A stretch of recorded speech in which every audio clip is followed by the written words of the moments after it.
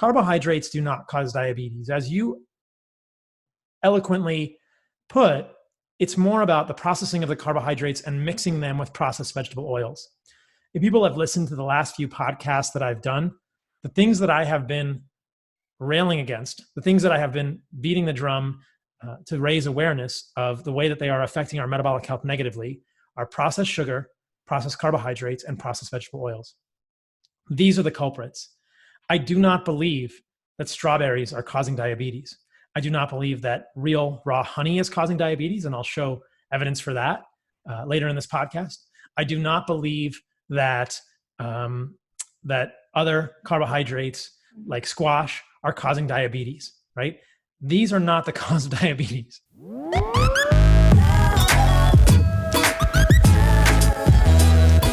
Welcome to the Fundamental Health Podcast. I'm your host, Dr. Paul Saladino. This podcast is the result of my relentless search to understand and correct the roots of chronic disease and illness. In this podcast, I will share with you everything I have learned about how to live the most healthy and radical life possible. Thanks for joining me on this journey. What is up, you guys? How is it going? I am in Texas, and if there's a little bit of spring in my voice and spring in my step, it's because I'm happy to be in my new home. It's a beautiful day in Austin today, and I'm looking out my window. I left the window open as I'm recording this intro so that you guys can just hear the birds. So if you hear the birds chirping, it's because I left the window open this morning. I'm real happy to be in Austin, and I hope to see any of you guys that live here really soon. So this podcast is going to get released on June the 2nd. The second edition of the Carnivore Code is now available for pre-order, or will be available for pre-order tomorrow on the 3rd. There's going to be a new cover for this book. Look online if you want to see my new cover for the Carnivore Code. This is super exciting for me. It means that the Carnivore Code will have much broader distribution. The official release date is August the 4th. The ebook, the print, and the audiobook will all be released on that date. So many people have asked me about the audiobook. The new book has a new cover and an index, which will make it much easier to find all those scientific terms.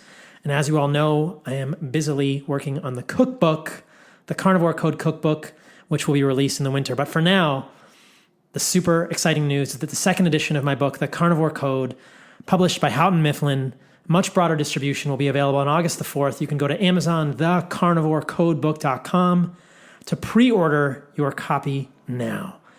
Thank you all for listening to this podcast. If you enjoy it, please leave me a review on iTunes or wherever you listen to it. If you got the first edition of my book, I would love for you to leave a review for that on the Amazon page when you can. Thank you again for all your support. This is a very exciting episode for me, you guys. I was really looking forward to doing a continuous glucose monitoring experiment in my own life. And the good folks at NutriSense, you can find them at nutrisense.io, were kind enough to provide me with a couple of continuous glucose monitors. If you want to get a continuous glucose monitor from them, you can use the code CarnivoreMD for a little bit of a discount. You can get this direct to consumer. You don't need a doctor's prescription. They have both a 2-week trial and an ongoing subscription model. You will learn so much from this piece of data collecting apparatus. I learned so much. As you'll hear in this podcast, I did a lot of experiments for you all. I did squash, which I did not love. I did lots of honey, which I found much easier on my digestion. I really don't like fiber. I found out again in this podcast, no surprise there if you've read my book. And I did fruit, which I didn't also love either. So I have found that the carbohydrates probably do add something to my life in terms of electrolyte maintenance. As I say in this podcast, I found it much easier to maintain my electrolytes with intermittent carbohydrates, not every day. And I definitely do intermittent fasting with a time-restricted eating window that is at least 16 hours every day. So I wake up and I'm in ketosis. When I wake up in the morning, my ketones are around 0.5 millimolar. I've rechecked my labs. I'll talk about my new blood work really soon. And my fasting insulin remains low. From the readouts in this podcast that you'll see on the YouTube video, there's a lot of data that goes with this visually. You can see in the accompanying YouTube video, you will see that I do not have continuous glucose monitoring evidence of any degree of insulin resistance from adding carbohydrates into my diet, even things like honey, which really do not cause insulin resistance. They just don't. And you can see that here. So the answer to the title of this podcast, will carbohydrates give me diabetes, is no. And as you'll hear in this podcast, doesn't mean that I think everyone should be eating carbs all the time.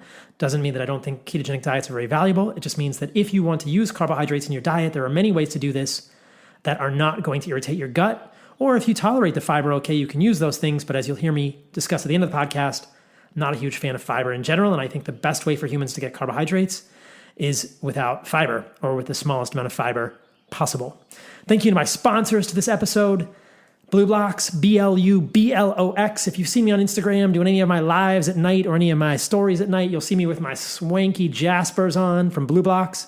You can use the code CarnivoreMD there to get 15% off your blue blocking glasses. I dig these.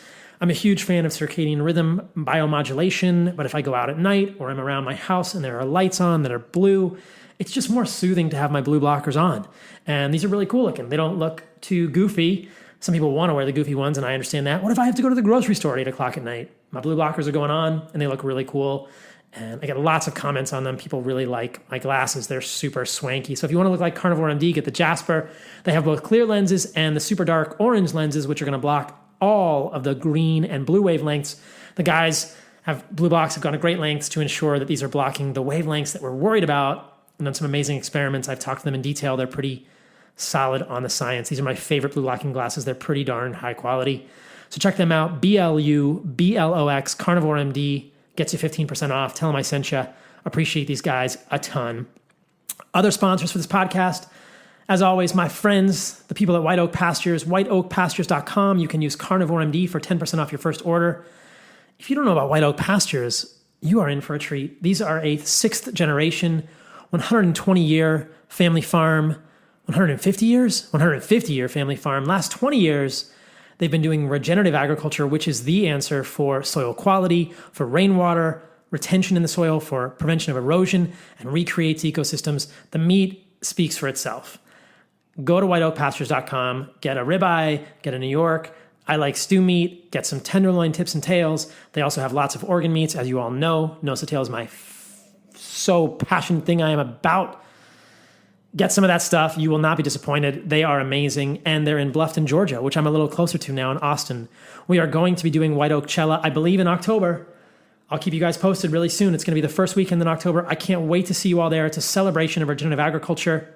It's going to be a blast. Horseback riding, axe throwing, barbecuing, country dancing. You can see Carnivore MD steak dance in person. And they steak dance with me or make fun of me from the sidelines, whatever you prefer. But it's going to be a real good time. White Oak has been doing a absolutely heroic job in these crazy coronavirus times to really help us all have access to good meat. And it is really thrust to the forefront of our consciousness the importance of this truly traditional type of agriculture, truly ecosystem recapitulating, ecosystem what am I looking for here? It absolutely mirrors ecosystems in the way they're supposed to be happening on the face of the planet. Design. These are not big slaughterhouses. These are small operations. These are the future for us. They support the soil. They support the animals. Support them, and your health will be better for it. Believe me, you will appreciate White Oak Pastures. Carnivore MD gets you 10% off your first order. I love them all dearly. My friends in Ancestral Supplements are always to be thanked. I'm always grateful to those men and women of the fine establishment. AncestralSupplements.com. They are putting back in what the modern world has left out. I couldn't be happier to be in Texas, a little closer to my brothers and sisters at Ancestral Supplements right now. But you all know they are making grass-fed, grass-finished supplements conveniently encapsulated into gelatin capsules. Organ meats are such a huge part of what has been left out of our diets in the modern world. Whether it's liver or spleen or pancreas or gallbladder or thymus for immune support or lung or collagen for bone and wound healing support, you can get all of these in capsules. Not all of us can eat liver. Not all of us can eat spleen. Certainly not all of us want to or can eat testicle, but these are all provided by the good folks at Ancestral Supplements in such convenient capsules, and they really do enhance our health. My family takes these. I send them to my sister, my mom, and my dad, and it makes me smile in a special way when my sister, who I talked to just yesterday, said that she was feeding them to my niece and my nephew. It just makes me feel good knowing that they are getting nose-to-tail nutrition, and that is going to benefit them for the rest of their life. Pretty hard to get a 2-year-old to eat liver. Well, at least my sister isn't excited about it just yet, so the pills make it way easier. My nephew is 6 months old. He's not ready to eat liver, but the pills, we just open them the powder on their food, works so great for them. My mom and my dad, they're not going to eat liver, but they're eating the pills, and I know that it's benefiting them too. So it makes me feel really good, and I appreciate the folks at Ancestral for making these amazing products from New Zealand.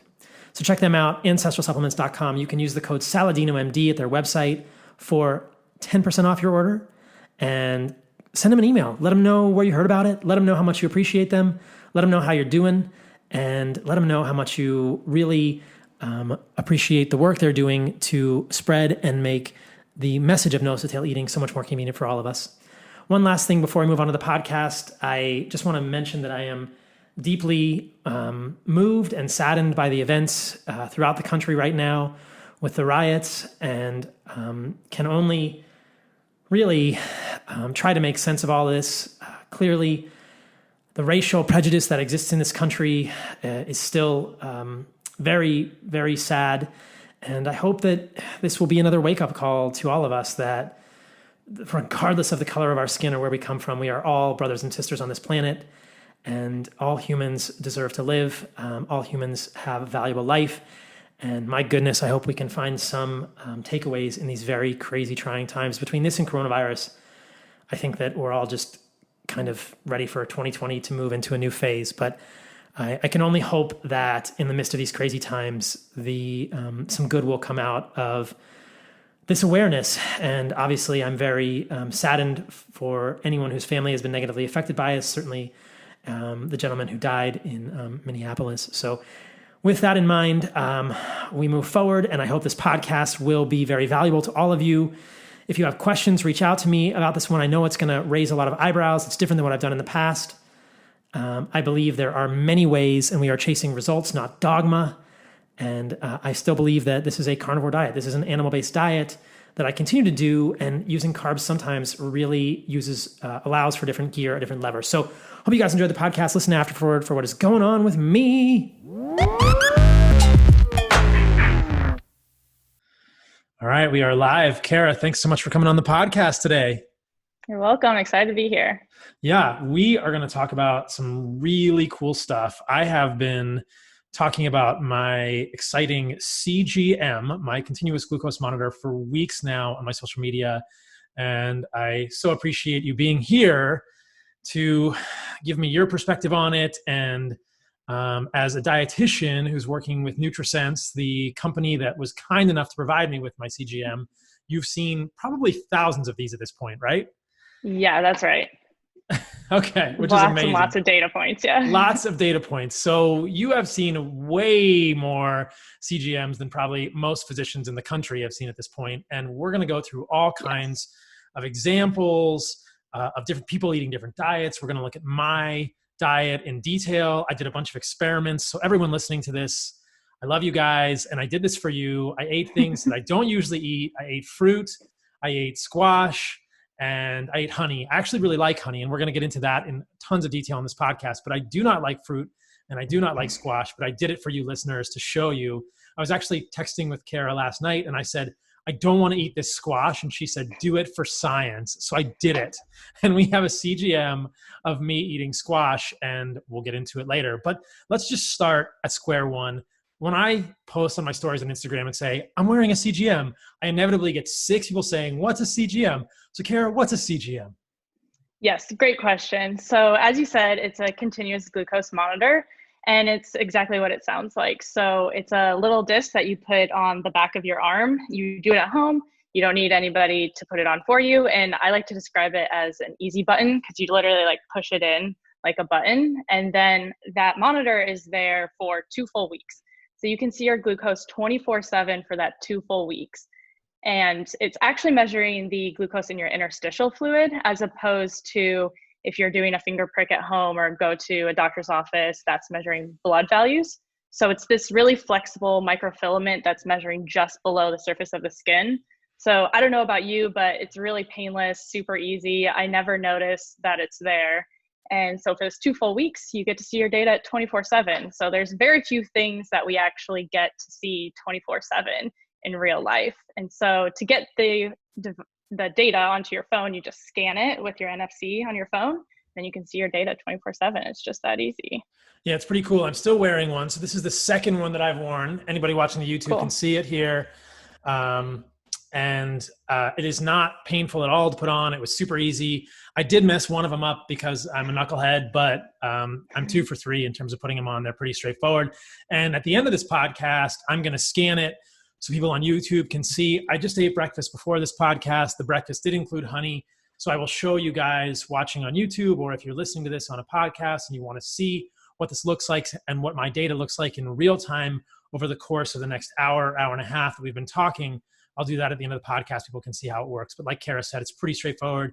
You just put your phone up to it and you can see it. And I love the point that you're making there, that it lets you see your blood glucose data in real time. Because one of the things that I've noticed is that when I'm eating foods like honey, and we'll get into this, there's a spike. It's not a big spike, but it goes up and it comes down really quickly. And if I were just doing finger stick glucoses, I would miss that.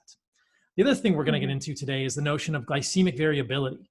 And there is simply no way to really visually, objectively assay your glycemic variability by doing finger stick glucose. You simply can't stick your finger that much. This is the difference between, these are not even the same sport, you guys. If you're listening to this and you're doing finger stick glucose, this is like a completely different sport. This is a completely game-changing thing in terms of getting so many more valuable metrics in terms of insulin sensitivity, glycemic variability, and as we'll talk about, prediction for so many risk conditions or metabolic unhealth states. And I said in the introduction, I'll say it again in this podcast, this is not a sponsored podcast. NutriSense isn't paying me to do this. I wanted to do this to show you all what mine looks like eating carbs. Kara was kind enough to come on, and this is not me plugging NutriSense. This is me just saying CGM is amazing and you should all be checking it out in your own lives.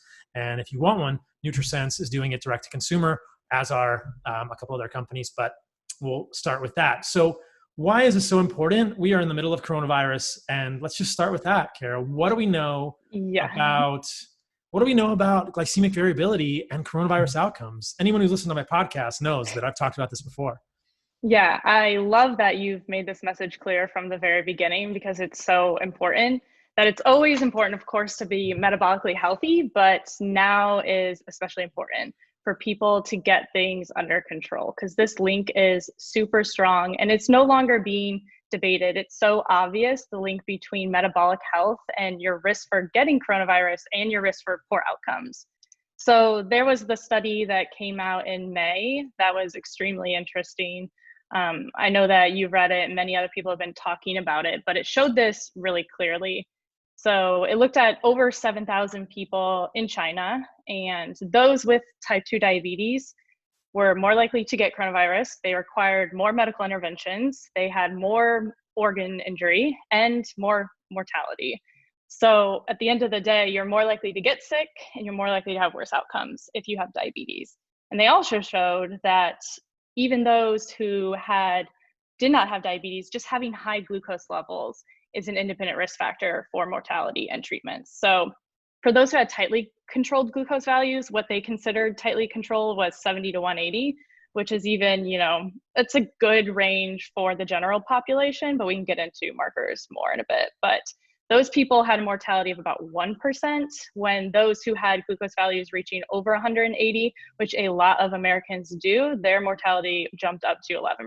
So yes, there's the image that they included in the study. It's very clear. There's really no debating this at this point. So I'm screen sharing now. For those of you listening, you can find all this on YouTube. I've talked about this study before. It's in Cell Metabolism, about as prestigious a journal as you get. The graphic here shows it.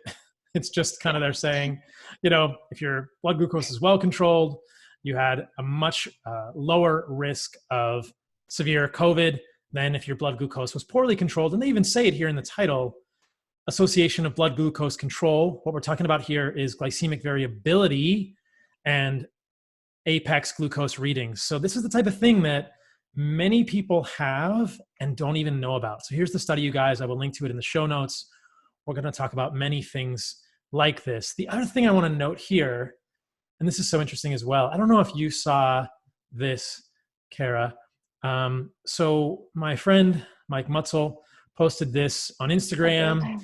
So there was a lot of talk about this gentleman's case at the bearded_nurse who, before he got coronavirus, was pretty jacked. He's got this great beard. He's a bearded nurse, and he's a big looking guy. And the media is using his case to say, quote, the virus doesn't discriminate. But when we look at his Instagram, and this is not to invalidate his suffering. I'm glad that he's getting healthy. I am very sad for his suffering with all of this. But for the media to claim that this is a, quote, healthy man really illustrates exactly what we're talking about here. So if you look at the rest of his Instagram, you can see that before he got coronavirus, he was clearly a fan of Coke. He said, update, I passed my modified barium swallow test today. Now I can eat what I want, pizza, and drink what I want, Coke Zero. Okay. So look, it's America. It's a free country. Everyone has a right to eat and drink what they want. But for the media to miss the fact that this gentleman was eating pizza and drinking Coke and Coke Zero, this is a real Coke, not even a Coke Zero in this photo, is a little bit misleading when they're saying that he's a healthy individual. The next thing, after 57 days in the hospital, not able to see any visitors, battling COVID-induced pneumonia, I'm finally going home, had to make a stop at McDonald's. So here he is making a stop at McDonald's, getting a flurry. Yeah.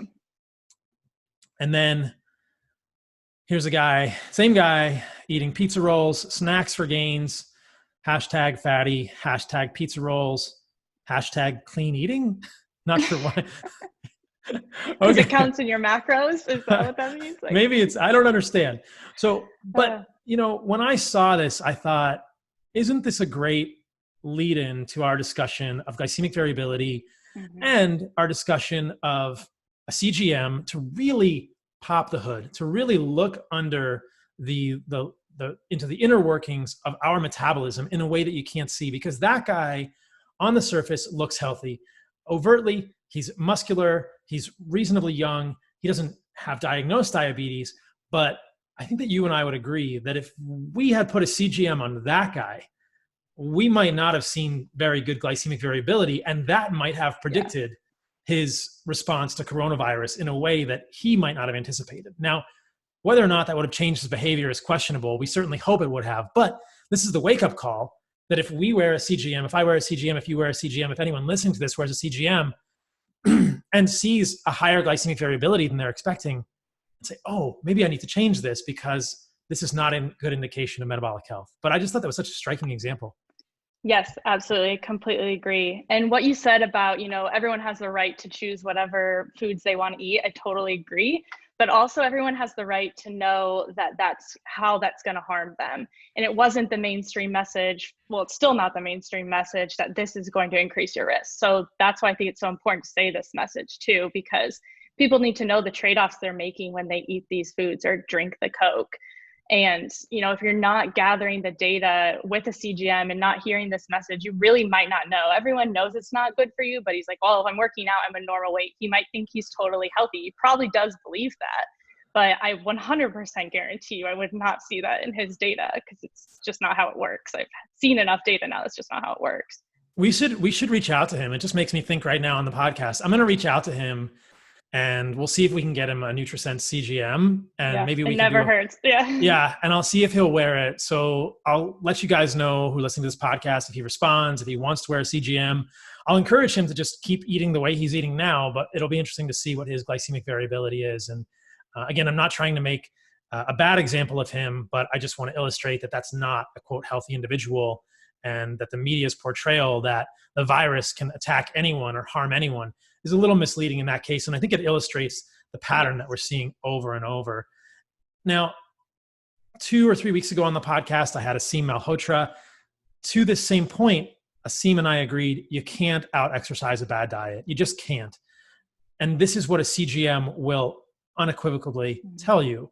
You can't eat pizza rolls and Coke. You might be able to have a six-pack or muscles like that guy, but your glycemic variability, your postprandial glucose levels, they're going to tell you what's going on. You're not going to be able to hide from a CGM, but you can hide from the mirror and you can convince yourself that you're healthy. So fantastic illustration here. Another point to bring up is the study that I've now highlighted multiple times that Kara also wanted to highlight, which is that 88% of Americans are not metabolically healthy. This is such a crazy study. You've seen the same one, huh? Yes. Yeah.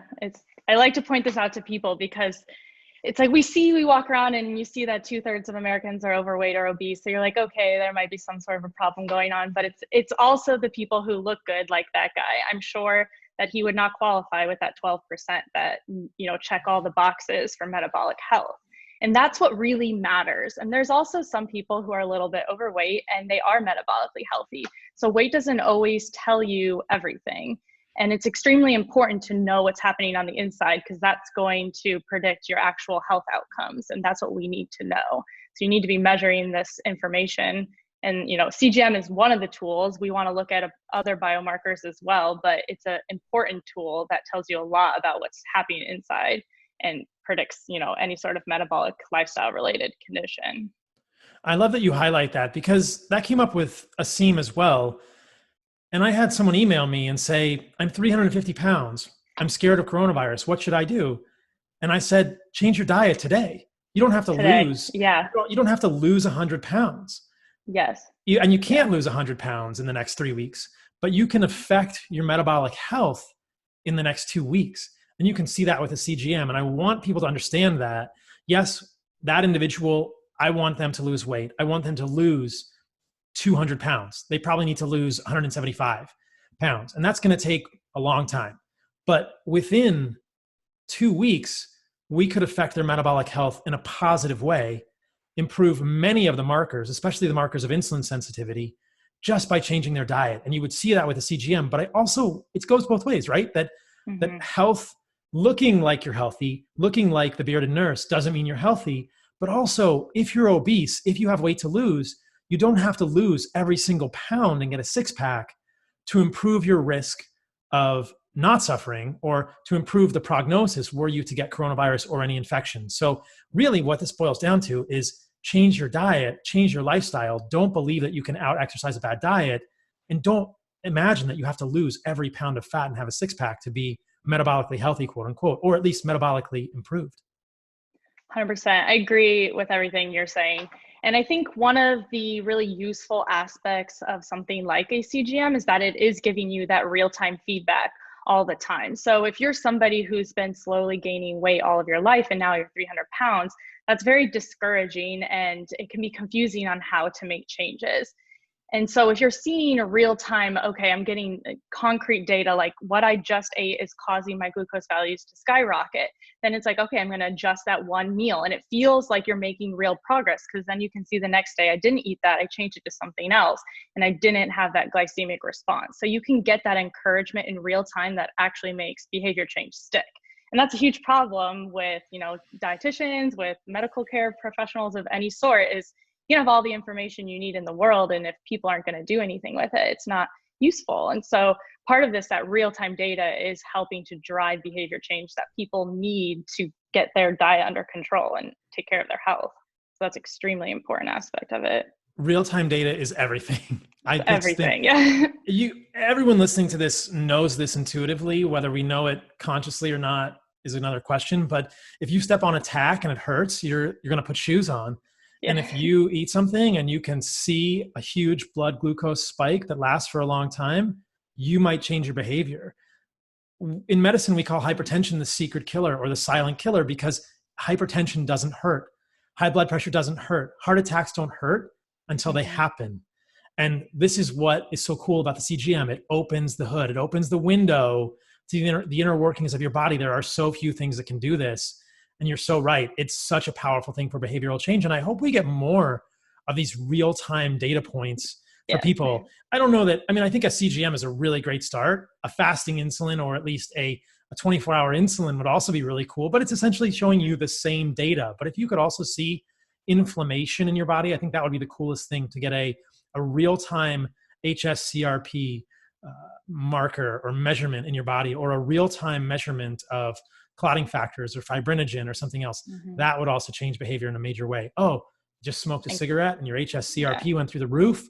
Maybe not. You just drank a Coke and your inflammation markers? Anyway, different story. My dream is like one device that continuously measures glucose, cortisol, HSCRP, insulin for sure, maybe triglycerides, that'd probably be pretty useful. You can measure that at all times and just compare the data.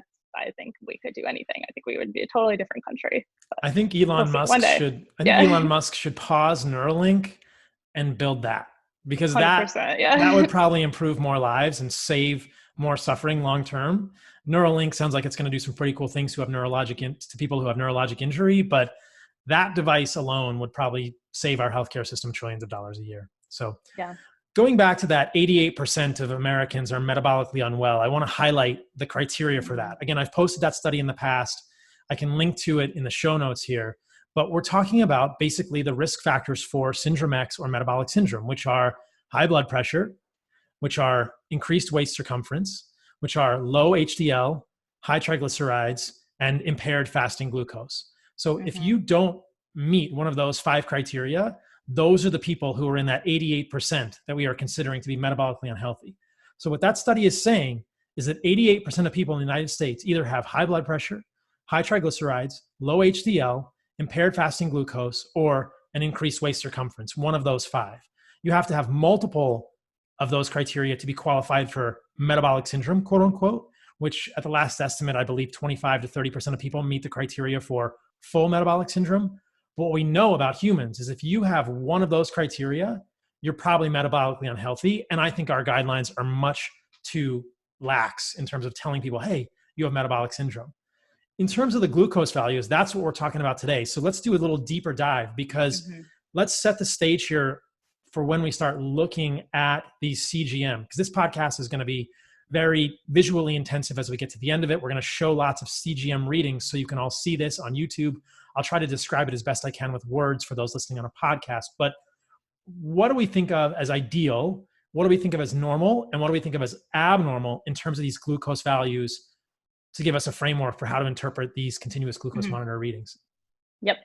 So we could start with fasting glucose. So if you go to a doctor and you're not wearing a CGM, really the only glucose metrics you might get are fasting glucose value and hemoglobin A1C. So we could start with fasting glucose. What's considered normal by, WHO and ADA is a fasting glucose less than 100. And prediabetes is, above 100 to 126. And actually what's interesting is it used to be the threshold of normal was 110 not that long ago. And they recently lowered it to 100, but I'm hoping that they keep that trend and they lower it down to 90, because Probably. when we're talking, and I think that will happen eventually, they're always a little slow to make these changes. But if we're looking at optimal, there is a huge body of research that shows a fasting glucose value above 90 is an independent risk factor for cardiovascular disease, diabetes, insulin resistance, all of these chronic metabolic conditions. The data is pretty clear. It's not just one study showing an association. There are lots of these. And, they're controlling for BMI and they're controlling for triglycerides and age. And it seems to be a very strong predictor, particularly for cardiovascular death, like you're showing, but it's also for all these other risk factors related to metabolic health. So I encourage our customers who are using our product to aim for a fasting glucose below 90, but in the 70s and 80s is really more the sweet spot. So yeah. The next thing that you might get from a physician's office is a hemoglobin A1C. That's a relatively popular test. It's like my least favorite lab value ever. So, I personally do not like an A1C value. I find it only to be useful for tracking your own progress. So, maybe you are diabetic and you started with a hemoglobin A1C of 14%, which happens. And then, you make some lifestyle changes and it gets down to 10%. That's valuable because you can see your own progress. But other than that, it falls really, really short as a useful metric for an average person, especially taken in isolation. So just the nature of what is an A1C test, this is telling you your average glucose over 90 days. So an average inherently doesn't tell you anything about highs or lows, which, as we'll get into, the highs and lows and the variability in your post-prandial responses are actually leading indicators for health. So it's completely missing that. You could be swinging up and down all day, but have a good average. and you would think that you're in a good place. And you're like, oh, my glucose is amazing. My fasting glucose is low and my average is low, but really you could be spiking to 200 all day and you would have no idea. So it misses that variability, which is really unfortunate, but it's also just a generally unreliable test. So it's making the assumption that your red blood cell lives for 90 days because that's what it's measuring. And not everybody's red blood cells live for 90 days. If you have anemia, it does not then account for that. It's unreliable. And that is an extremely common occurrence is anemia. And even just high glucose levels themselves lower your red blood cell life. So if you have high glucose levels, you're going to get a false value on your A1C. And blood loss, smoking, all of these things alter red blood cell life. So it makes it to have a very low sensitivity in the end. There's various studies I've looked into this, but sensitivity for an A1C is around 50%. So it's only identifying positives for diabetes or abnormal glucose levels 50% of the time. So that's why I find it a very useless marker.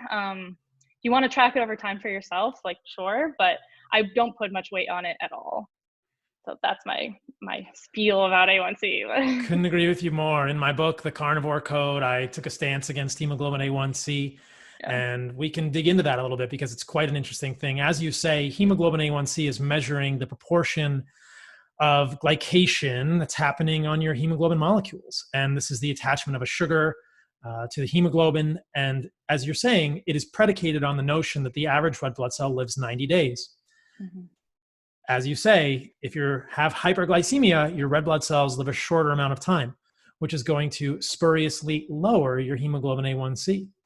There's also the flip side, which is that there's some suggestion, or at least hypothesis, that on ketogenic diets, your red blood cells might live longer than 90 days, which could spuriously elevate your hemoglobin A1C. And I want to talk about this for a moment. This is an aside. So working with people on carnivore diets, what I generally see is that the hemoglobin A1C is a very poor proxy for average blood sugar. And we're going to get into some continuous glucose monitor readings of a strict carnivore diet. We're going to get into a CGM in a little bit that shows perhaps one of the side effects of long-term keto, which is impaired or at least elevated fasting glucose. But most people I work with who are doing strict carnivore diets for months at a time, more than 3 months, I will see a hemoglobin A1C which overestimates the average blood glucose based on what I know of what their CGM would probably look like, and based on what I know of CGMs that I have actually seen to correlate it with. And it's probably because the red blood cells are living longer than 90 days in that situation.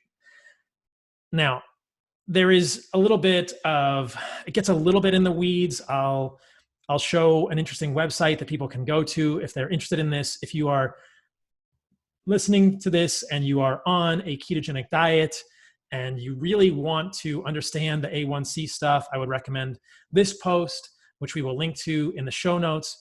Basically, this is a gentleman who posted on BJJ Caveman about his elevated hemoglobin A1C.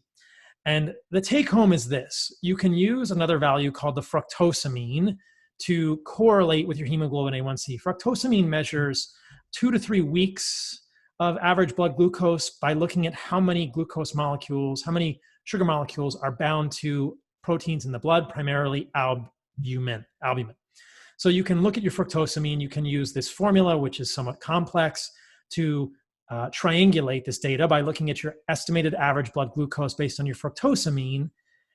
And you can look at the predicted A1C based on your fructosamine. If those are different, you probably have something going on and a differential red blood cell lifespan than you're expecting. The long and the short of this, without going into too much of a rabbit hole, is that you can calculate the red blood cell survival if you can also have the reticulocyte percent drawn in your blood work and the reticulocyte lifespan, which you can calculate based on your hematocrit. Again, this is kind of granular.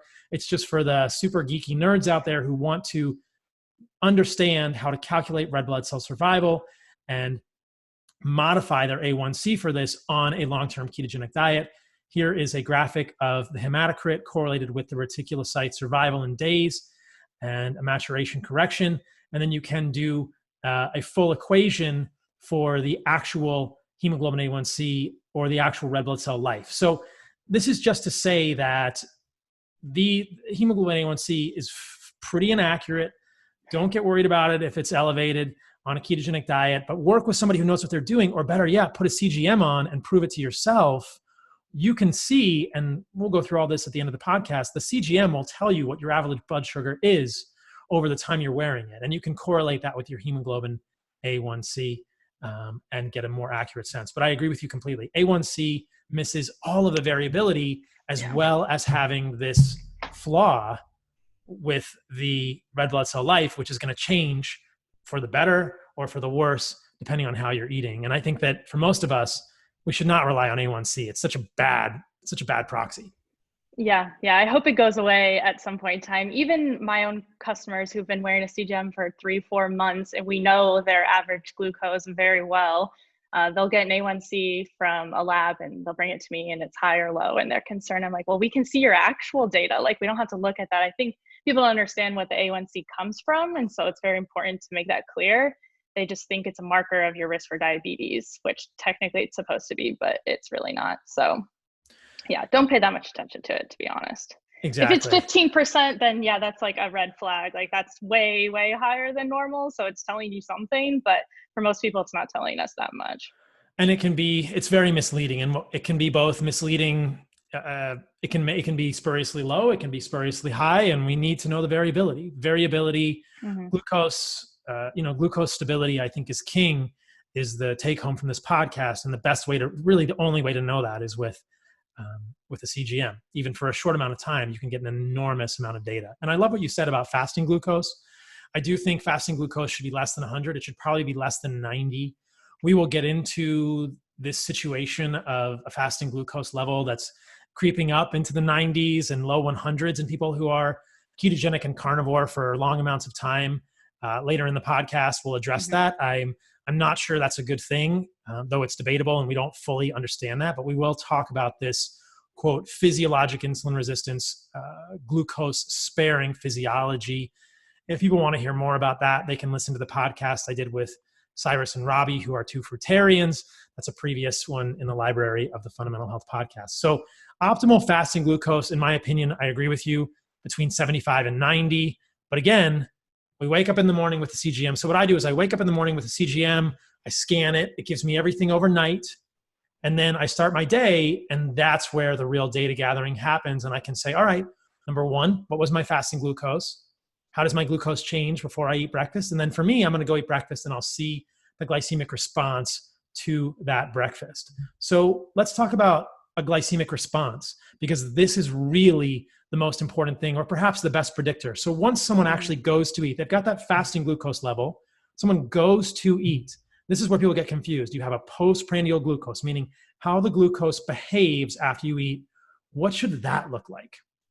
Yeah, exactly. So this is where really the insights come from. So what we need to be paying attention to is the postprandial reactions. So you really can't get this unless you're wearing a CGM. You can sort of hack it, like you said, with a glucometer at home, which a lot of people try to do. But I even made this mistake, just as a side real quick. Before I started wearing CGMs, I would check my finger stick all the time.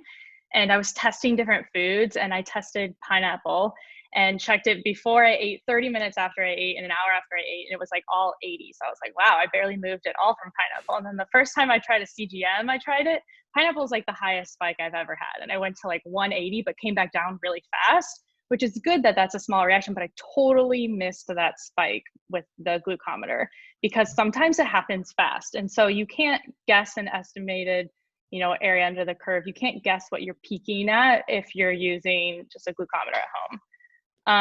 Okay, so postprandial, we want to pay attention to both your peak glucose, but we particularly want to pay attention to glycemic variability, or what that actual spike looks like. So what does your response to a meal look like? For somebody, it might be, really high, and that has its own inherent risk factors. We do want to look at peak glucose value, even though ADA and WHO, they don't recognize peak glucose value, your highest number, as being a marker of importance. If you're doing like an oral glucose tolerance test in a lab, they only look at that 2-hour mark as a risk for diabetes or insulin resistance, which I think, again, is just absolutely insane. And I hope that changes one day. but they're looking at 2 hours after you consume a 75-gram glucose load that they want your glucose to be at 140 or lower. And 2 hours after you eat, if it's still at 140, I am personally very concerned. That's Like, insane. it's insane. If Yeah. somebody were to eat 75 grams of glucose in any form, and we can talk about the form of Yeah. carbohydrates, and your blood sugar were at 135 afterward, they would call it normal, or 130. Yeah. And that's 2 hours afterwards. yeah, Yeah. 2 hours. Yes, yes. Which is a long time. And that's a long time. Even 1 hour afterward, I wouldn't want to see my blood sugar that high, but they would miss that. And that's Yeah. clear metabolic derangement. But yeah, go ahead. Yes. So that's what they're looking at in a traditional medical setting. And I completely don't agree with that. We want to look at a peak glucose value whenever it occurs.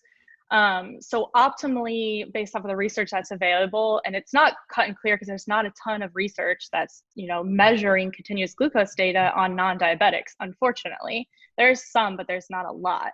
But we want to avoid repeated exposure to glucose values above 140. 140 is that threshold that we set, but it's about repetition.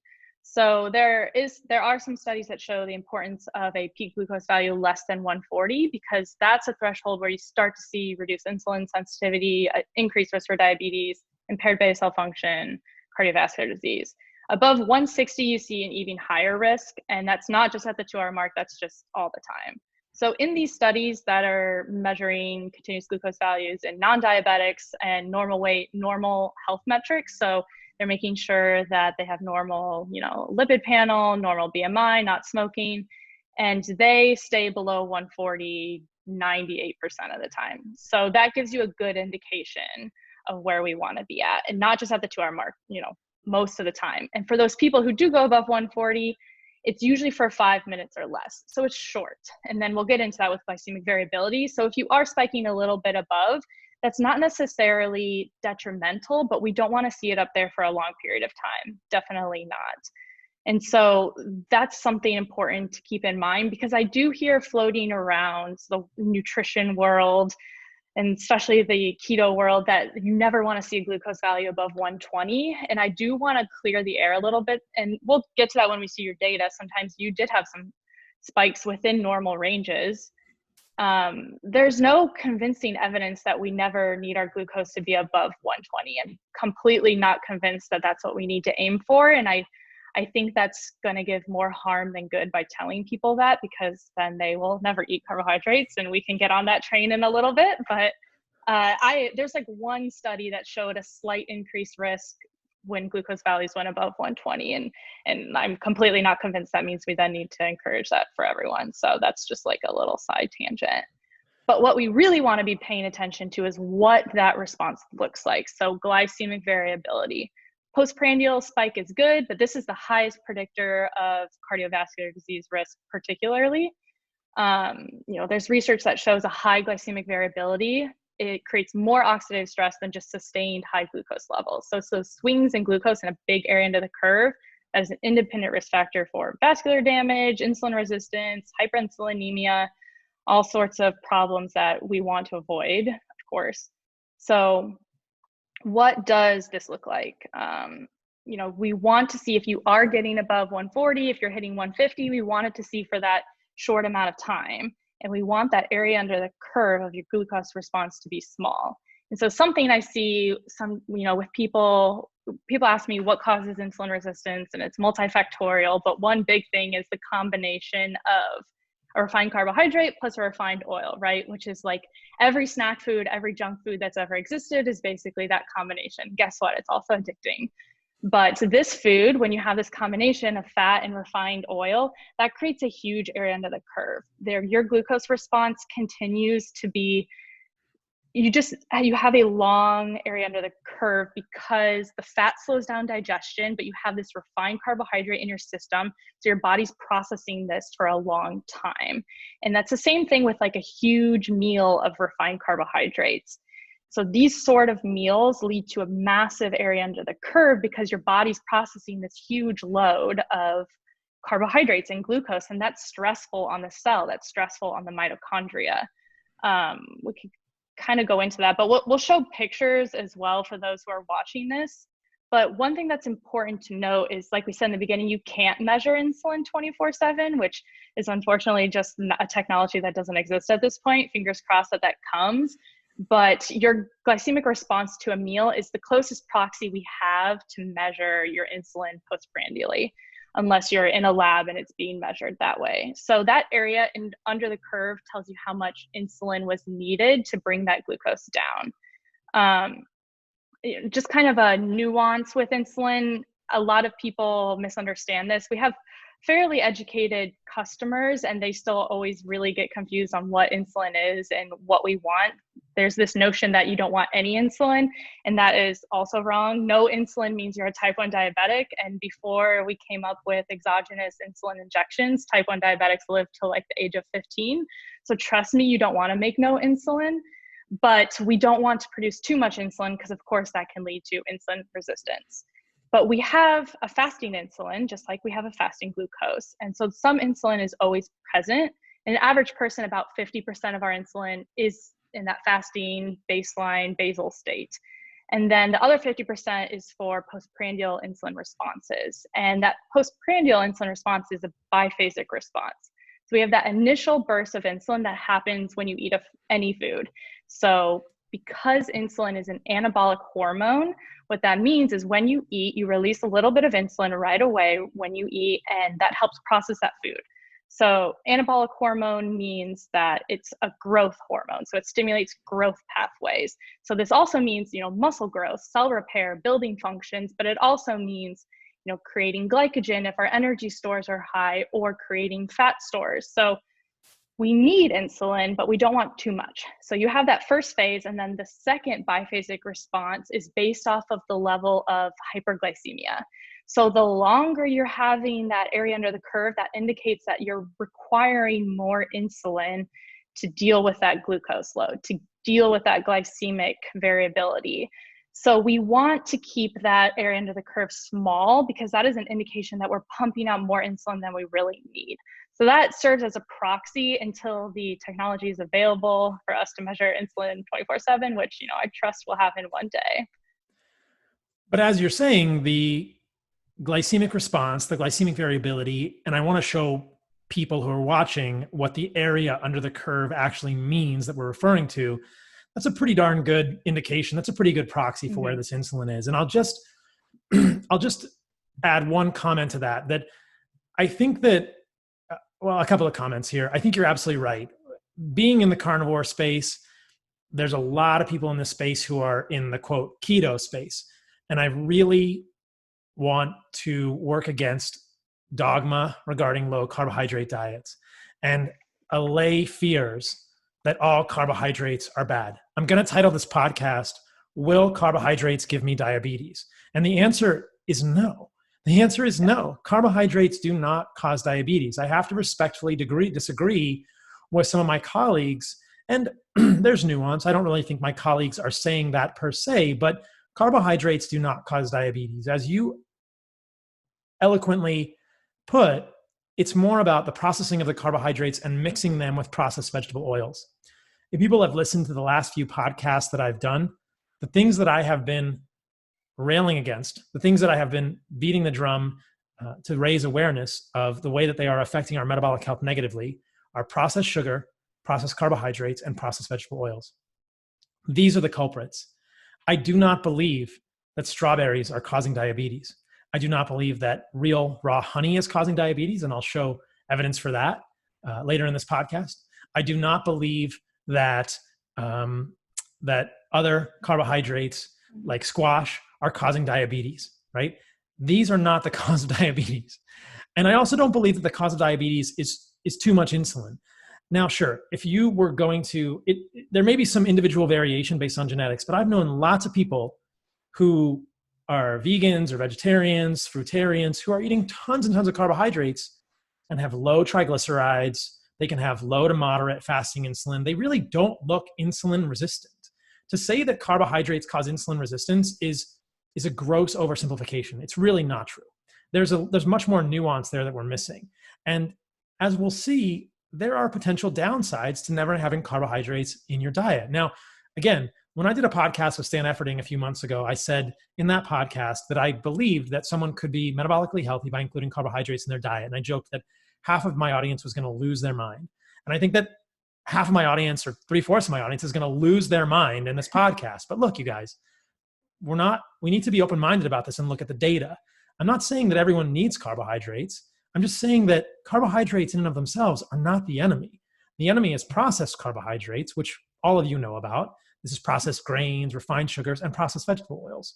Refer back to the podcast I did with Kate Shanahan. Now, I'm not saying that I like, fiber, and we'll get to my rant against fiber later on this podcast. I told you all at the beginning that I ate kabocha squash for you and I hated it, and I didn't like the way it made me feel, and I don't like fiber, and I don't think humans need plants in their diet. But as we'll see, I do think that long-term ketogenic diets can lead to excessive glucose sparing and physiologic insulin resistance, and we shouldn't fear any spike in the glucose. This is what I'm concerned about. That within the keto community, which is my family, I love you all, but I don't think we should be dogmatic. This isn't religious. This isn't about an ideology. This is about understanding what promotes human health. Within the low-carb community, blood sugar spikes are treated as pariahs. They're treated as unsavory characters that we don't want. And I want people to know this is not the enemy. It's normal for human blood sugar to spike. And what's more important, and the real nuance, the whole reason I wanted to do this podcast is to really combat some of what I see as too much dogma here, is that it's okay for your blood sugar to spike, but let's look at the morphology of that spike. Let's talk about how high it goes. Let's talk about your peak response. Let's talk about the area under the curve, which I'm going to show you all in one moment. And that's really the key. And let's talk about glycemic variability. Those are the precision measures of insulin sensitivity, not an absolute glucose value.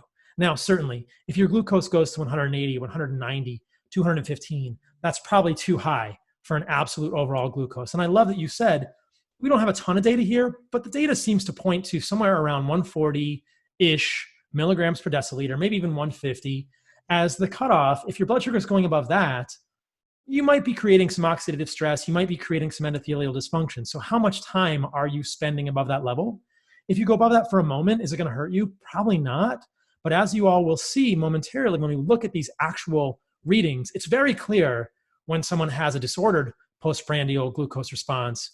But I want you all to know that just having a glucose spike is not pathology. And we need to not fear this. And that is something that I fear has been happening within the community, that we're being told that you want an absolutely flat glucose level, which is, in my opinion, totally false. You don't want that. You don't want that at all.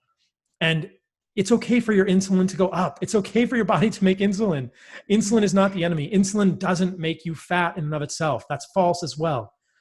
The reason we focus so much on insulin, the reason I talk about insulin in my book, the reason that we write about insulin, the reason we measure a fasting insulin is because that one value, a fasting insulin, can be another indicator of insulin sensitivity. I think it's one of the best single indicators and data points that we have.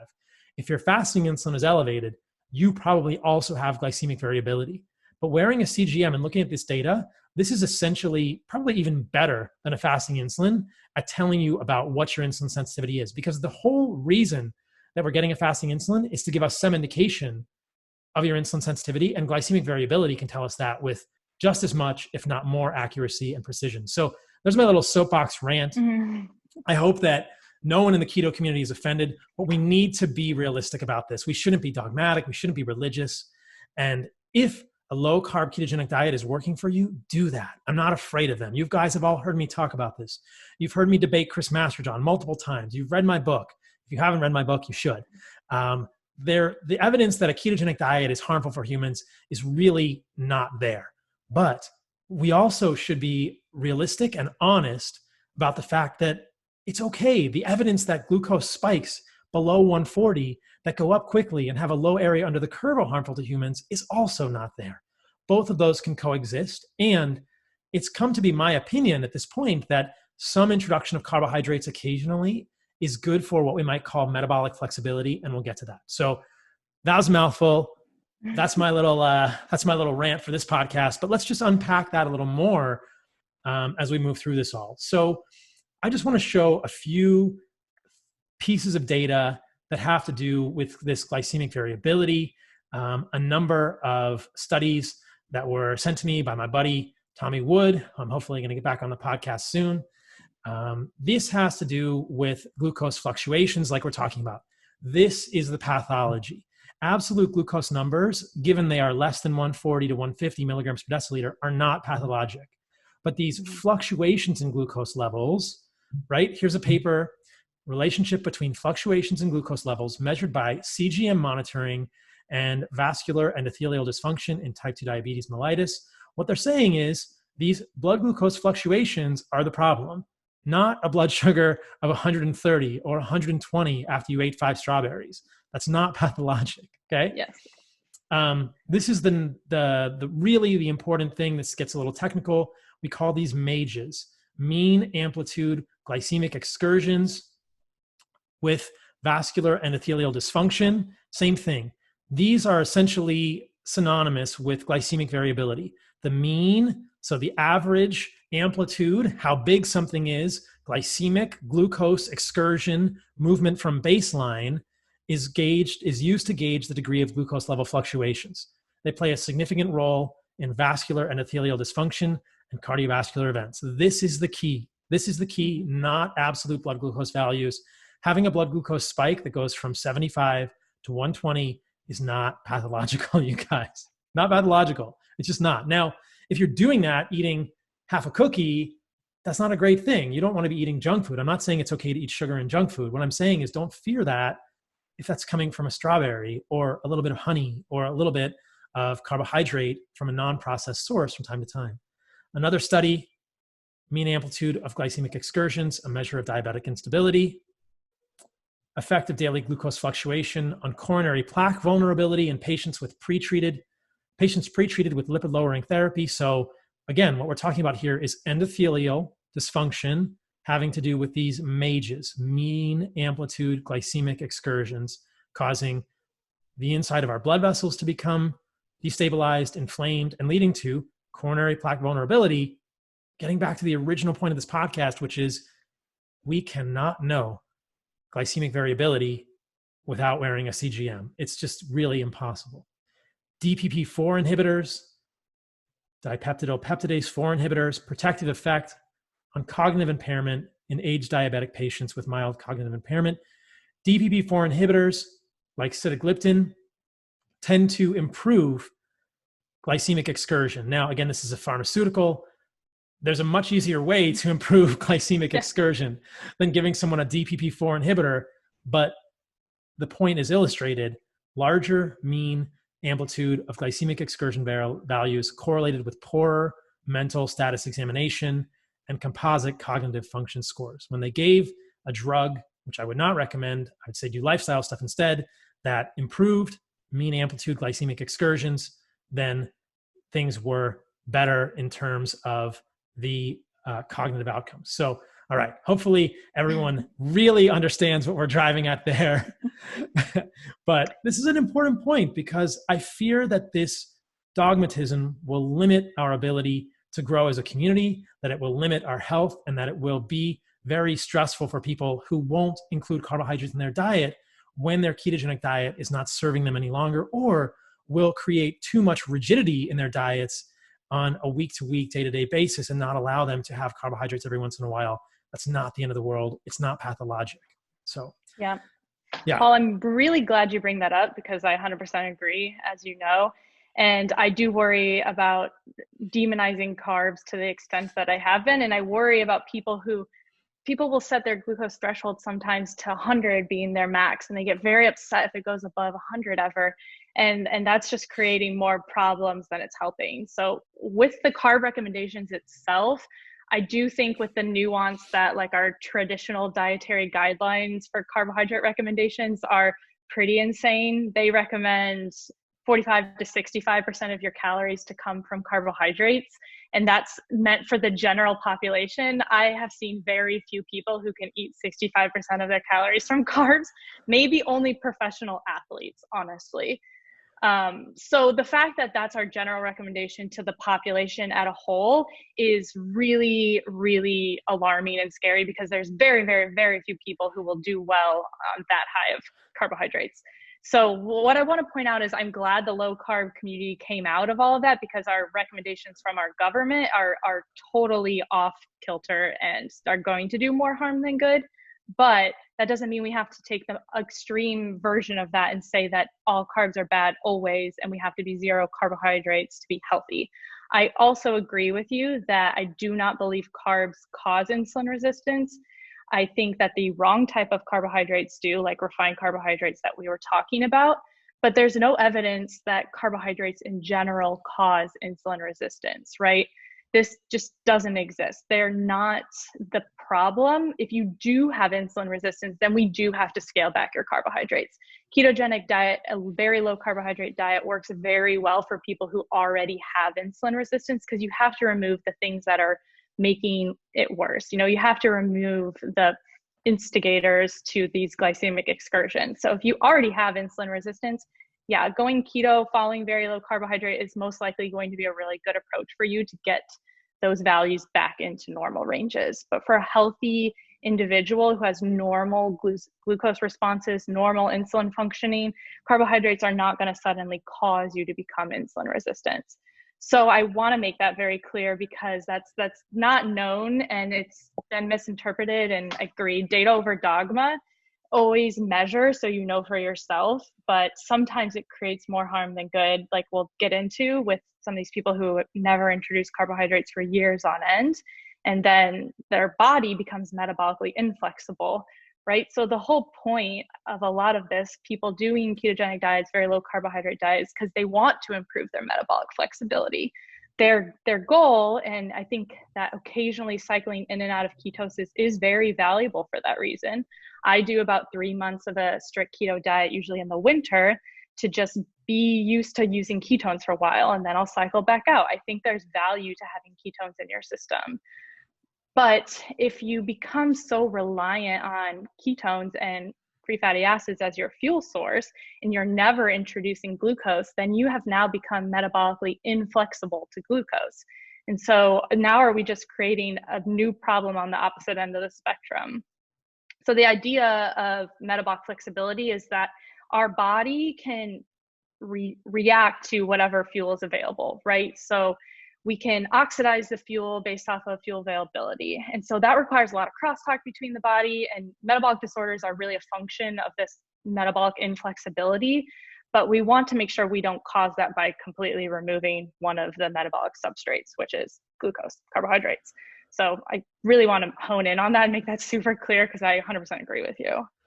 And I think you're so right. I'm taking the medicine nutrition board exam tomorrow, and the guidelines are 55% carbohydrates in the diet. I'm just thinking that is impossible. Like I could not get all of the micronutrients that I need in a day and eat 55% of my calories from carbohydrates. So I agree with you completely. The low carb movement is amazing, but there's a difference between strict keto, zero carb, and a carbohydrate threshold, which is less than 25% of your daily calories. Again, we'll get to what I'm doing now.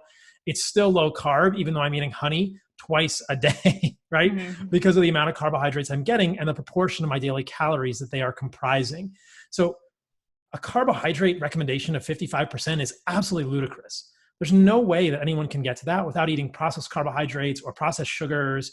It really exonerates all those foods, because the messaging from mainstream media, from mainstream dietitians, that for the board exam for medicine that I am taking tomorrow is 55% of your calories from carbohydrates, which is absurd. There's no way that you could get enough iron, zinc, choline, carnitine, these animal-based nutrients, eating 55% of your calories from carbohydrates. You just couldn't do it. It would be insane unless you were doing Coca-Cola and meat, which would be not a great diet, right? Yeah. Unless you're doing pure sugar and steak and liver. Now, one of the things that I will admit is that I could have been clearer about this in my book. If those of you listening have read the Carnivore Code, I do talk about this in my book, and I say carbohydrates are not the problem. But I should have probably been a little bit more clear about this. In the book, I took this stance, kind of defending a carnivore diet, defending a pure carnivore diet, saying, hey, ketones are fine. Ketones are not dangerous. I agree with you completely, Kara. I don't think ketones are dangerous. I think that it's good to be in ketosis sometimes. But what we're saying here is you don't need to be dogmatic or religious about it. And it's probably good to cycle in and out every once in a while. And when we get to reviewing the CGM data, the listener will see that, the watcher will see that very clearly with these elevated fasting insulin, well, I should say elevated fasting glucose values throughout the whole day. So there's a lot here. It's not to say that low carb isn't valuable. It's to say that carbohydrates are not the problem. And this is where the CGM can really help us kind of dig into some of this. And as we get to look at these data points, as we look at these values, I really urge those listening to not think, to really move beyond the conditioning to fear any glycemic response, any glucose bump. That's not a real issue. We really don't have evidence for that. And I talk about some of that in the book, that you can even do overfeeding studies with carbohydrates purely, and you don't really cause insulin resistance. You don't cause weight gain. It's, as we said, it's this combination of processed vegetable oil, processed carbohydrates. And when you put a CGM on, you can see this very clearly when these people get disordered responses. So we've talked about this so much. Should we just start looking at some of these and show people what we're talking about? So I'll do a screen share and start with some of my data, and we can talk about this because I want to do a series of podcasts now, beginning at this point with this CGM stuff. I'm also going to do a podcast. I've got a bunch of podcasts coming out, you guys, on GI stuff. And I want to show people what my actual gut microbiome looks like. I'm doing a gut microbiome test. I'm going to do repeat labs. If those of you listening want to know what my labs look like from the past to doing a strict carnivore diet with no carbohydrates, I've done a previous blood work podcast on my library of fundamental health. You can see that. I'm going to do another lab blood work podcast with my updated labs now that I've been including carbohydrates. But let's just talk about what I did for this experiment. So I have been including carbohydrates in my diet pretty much every day now for the last 2 months plus, 2 to 3 months. And the reason I did this was a couple-fold. I knew I was going to do this podcast. I knew I was going to wear a CGM. And I wanted to see, after more than a year and a half of being a strict carnivore, or I should say a zero carb carnivore, I wanted to see how carbohydrates felt, because I fell prey a little bit to the messaging that any glycemic spike was a bad thing. And I'll tell you that eating carbohydrates for the first time a few months ago, I was like, how am I going to feel? Am I going to get brain fog? Am I going to lose this amazing mental clarity I get with ketosis? And guess what, you guys? I didn't get brain fog. I didn't lose mental clarity. The first couple of days were probably a little bit funky. And what we know is that when we don't eat carbohydrates for long amounts of time, the body does develop glucose sparing. Now, this is not the same as pathologic insulin resistance, but we could technically call it physiologic insulin resistance at the level of the muscles. I think a more accurate descriptor is glucose sparing, which means that if you're doing a carnivore diet, if you're doing a zero carb diet, if you're doing a long-term, very low carb ketogenic diet, and you reintroduce carbohydrates, you're going to see a spike in your blood sugar for the first 2 to 3 days because your muscles aren't really used to seeing this glucose. It's going to take some time for your body to switch. But that really means that you have become metabolically inflexible, right? And this is what will happen to people who are on zero carb diets. Others in the health space have talked about this. You will, quote, fail an OGTT, but not after 72 hours.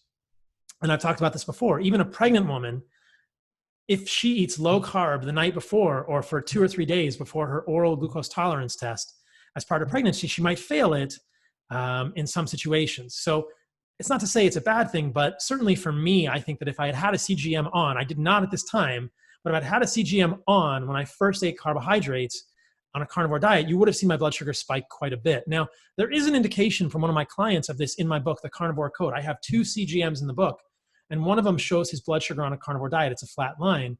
In another one, he ate 50 grams of carbohydrates from blueberries, and you see a pretty wild post-prandial glucose response. Now, in the book, I wish I had highlighted the fact that this means that he's metabolically inflexible.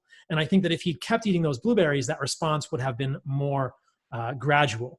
But this is what my blood sugar looks like most days right now with my CGM. So, ta-da, here it is. This is Carnivore MD's blood sugars from, I don't know what day this was. This is probably there it is, 5/12.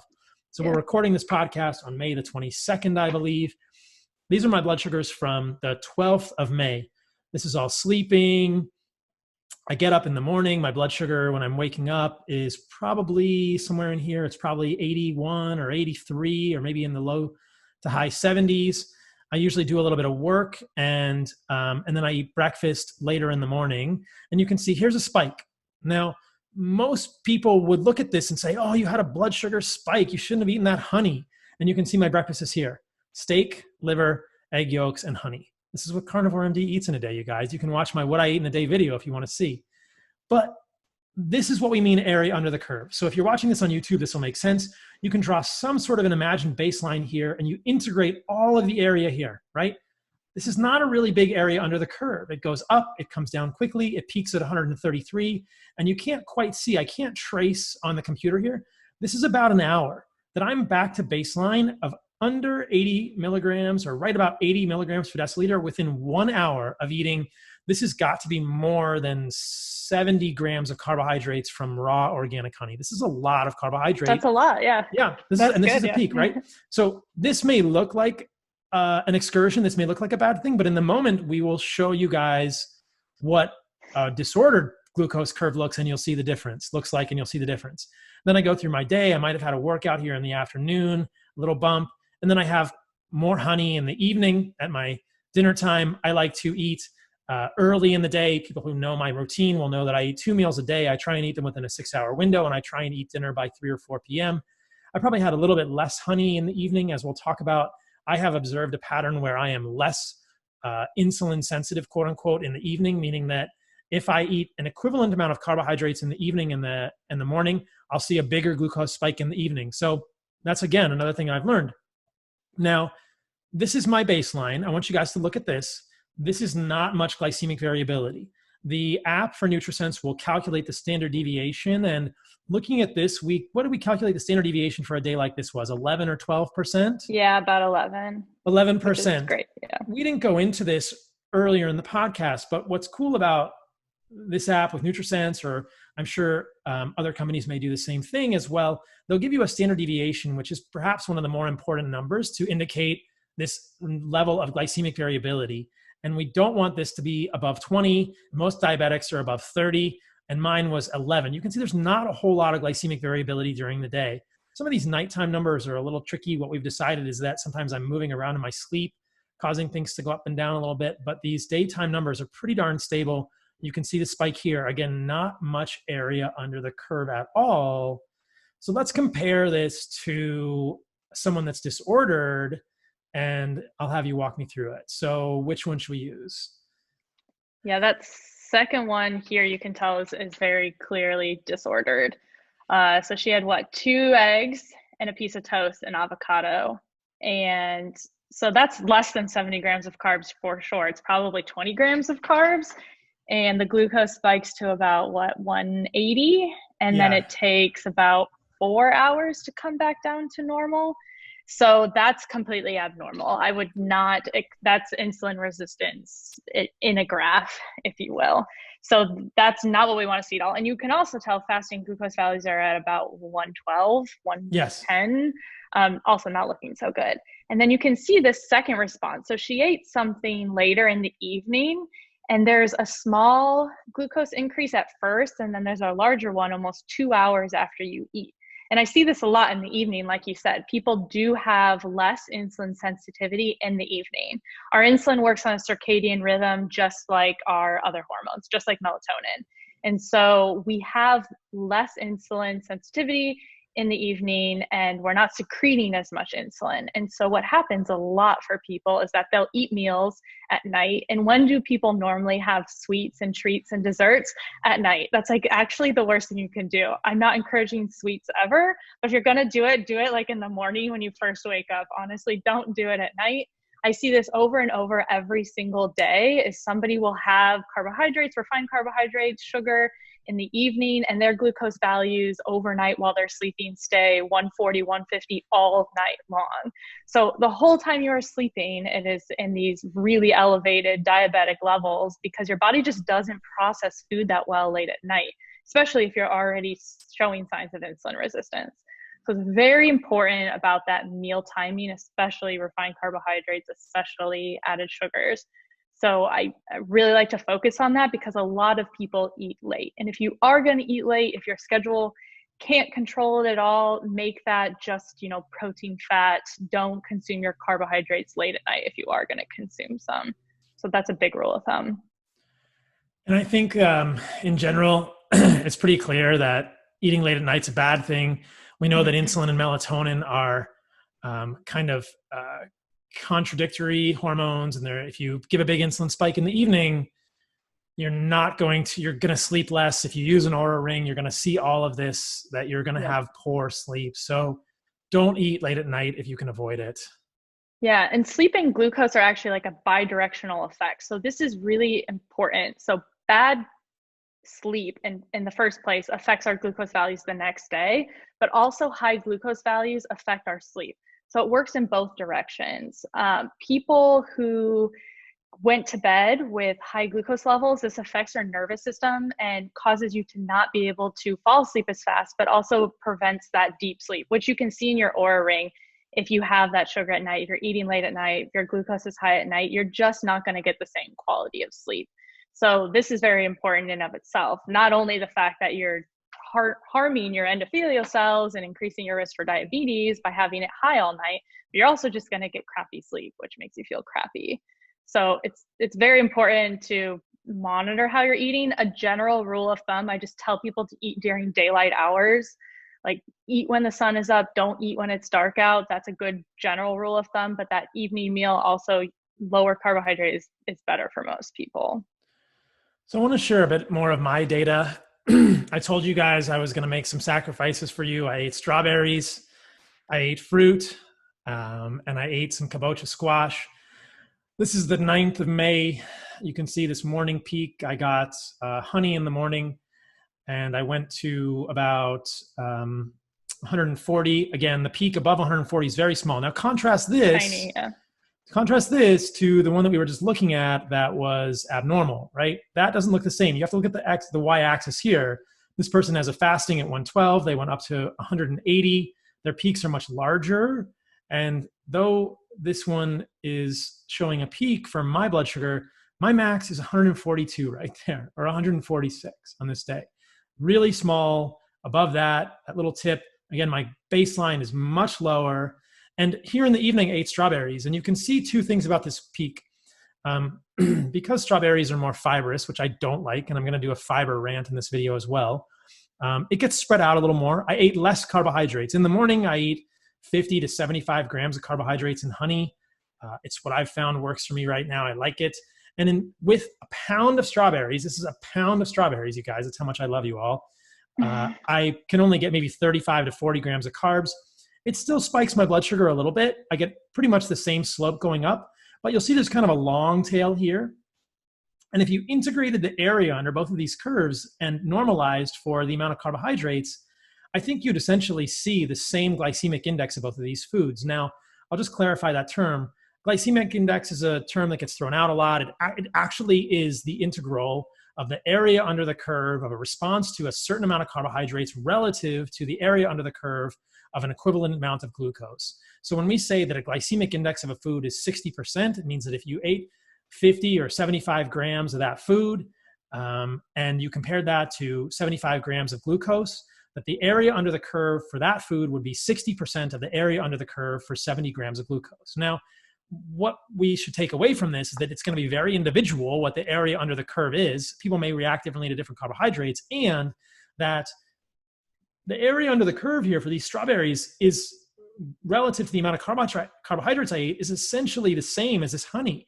These are not really having a different glucose response. I don't think either of these is pathological, and I'll ask you if you think so, Kara, but what I see here is that honey isn't that bad. And I'll get into my love of honey later in this podcast and why I don't think it's that bad. But what do you see between these two curves? Anything that I'm missing here? No, I would make a very similar assessment. While they look different when you first glance at them, they're very similar in that, yeah, one has a little bit of a longer tail, but the other one's a little bit higher. I would probably guess that if you ate those strawberries as the first meal of the day, that tail end might be a little bit shorter just because that decreased insulin sensitivity at night. But yeah, neither of them are pathological. I'm not concerned with either of these. They're not red flags of any sort. And so we can move on to this other one. This is the one that I showed before, morning and night with honey, kind of these two peaks. And you can see my overnight glucose is pretty low. It's in the 80s. I get this little peak here and then it goes back down. Which is normal too, because a lot of people get a little tiny peak between like 4 and 6 a.m. And that's just cortisol starting to react. Your liver is creating some glucose. Everybody gets that, but it should come back down. So people with insulin resistance, it peaks around 4 a.m. and then it doesn't come back down. So that would be concerning, but it is normal to have a little peak in the middle of the night. So this is what I did for you all last night. I didn't like this. I ate honey in the morning yesterday on the 21st of May. And you can see here, my peak doesn't even go to 108. Look at the y-axis on these. Here's my fasting, or at least my, my overnight blood sugar is around 70 or 60s. My peak in the morning goes to 108. I did a workout in the middle of the day at the gym. It goes up a little bit. And then I eat here. And I ate kabocha squash, which is not something I like because of all the fiber. And you can see what happened to my blood sugar. Well, it didn't go up that high, but look at the area under the curve here. It's a very prolonged peak. It probably affected my sleep a little bit poorly because it was just so long that it was kind of elevated above what I've come to consider as my baseline. So I am no fan of fiber, you guys, but I wanted to show you the difference between a honey peak and a kabocha squash peak. And the area under this peak is even bigger than the area under the honey peak for an equivalent amount of carbohydrates. So if we're looking at glycemic variability, I don't think either of these is bad, but there's no magic to eating fiber with your carbohydrates, in my opinion. And I don't think this is a pathologic peak. This did not feel good to me. I can feel my stomach is distended. I can feel that it's very full when I eat fiber now.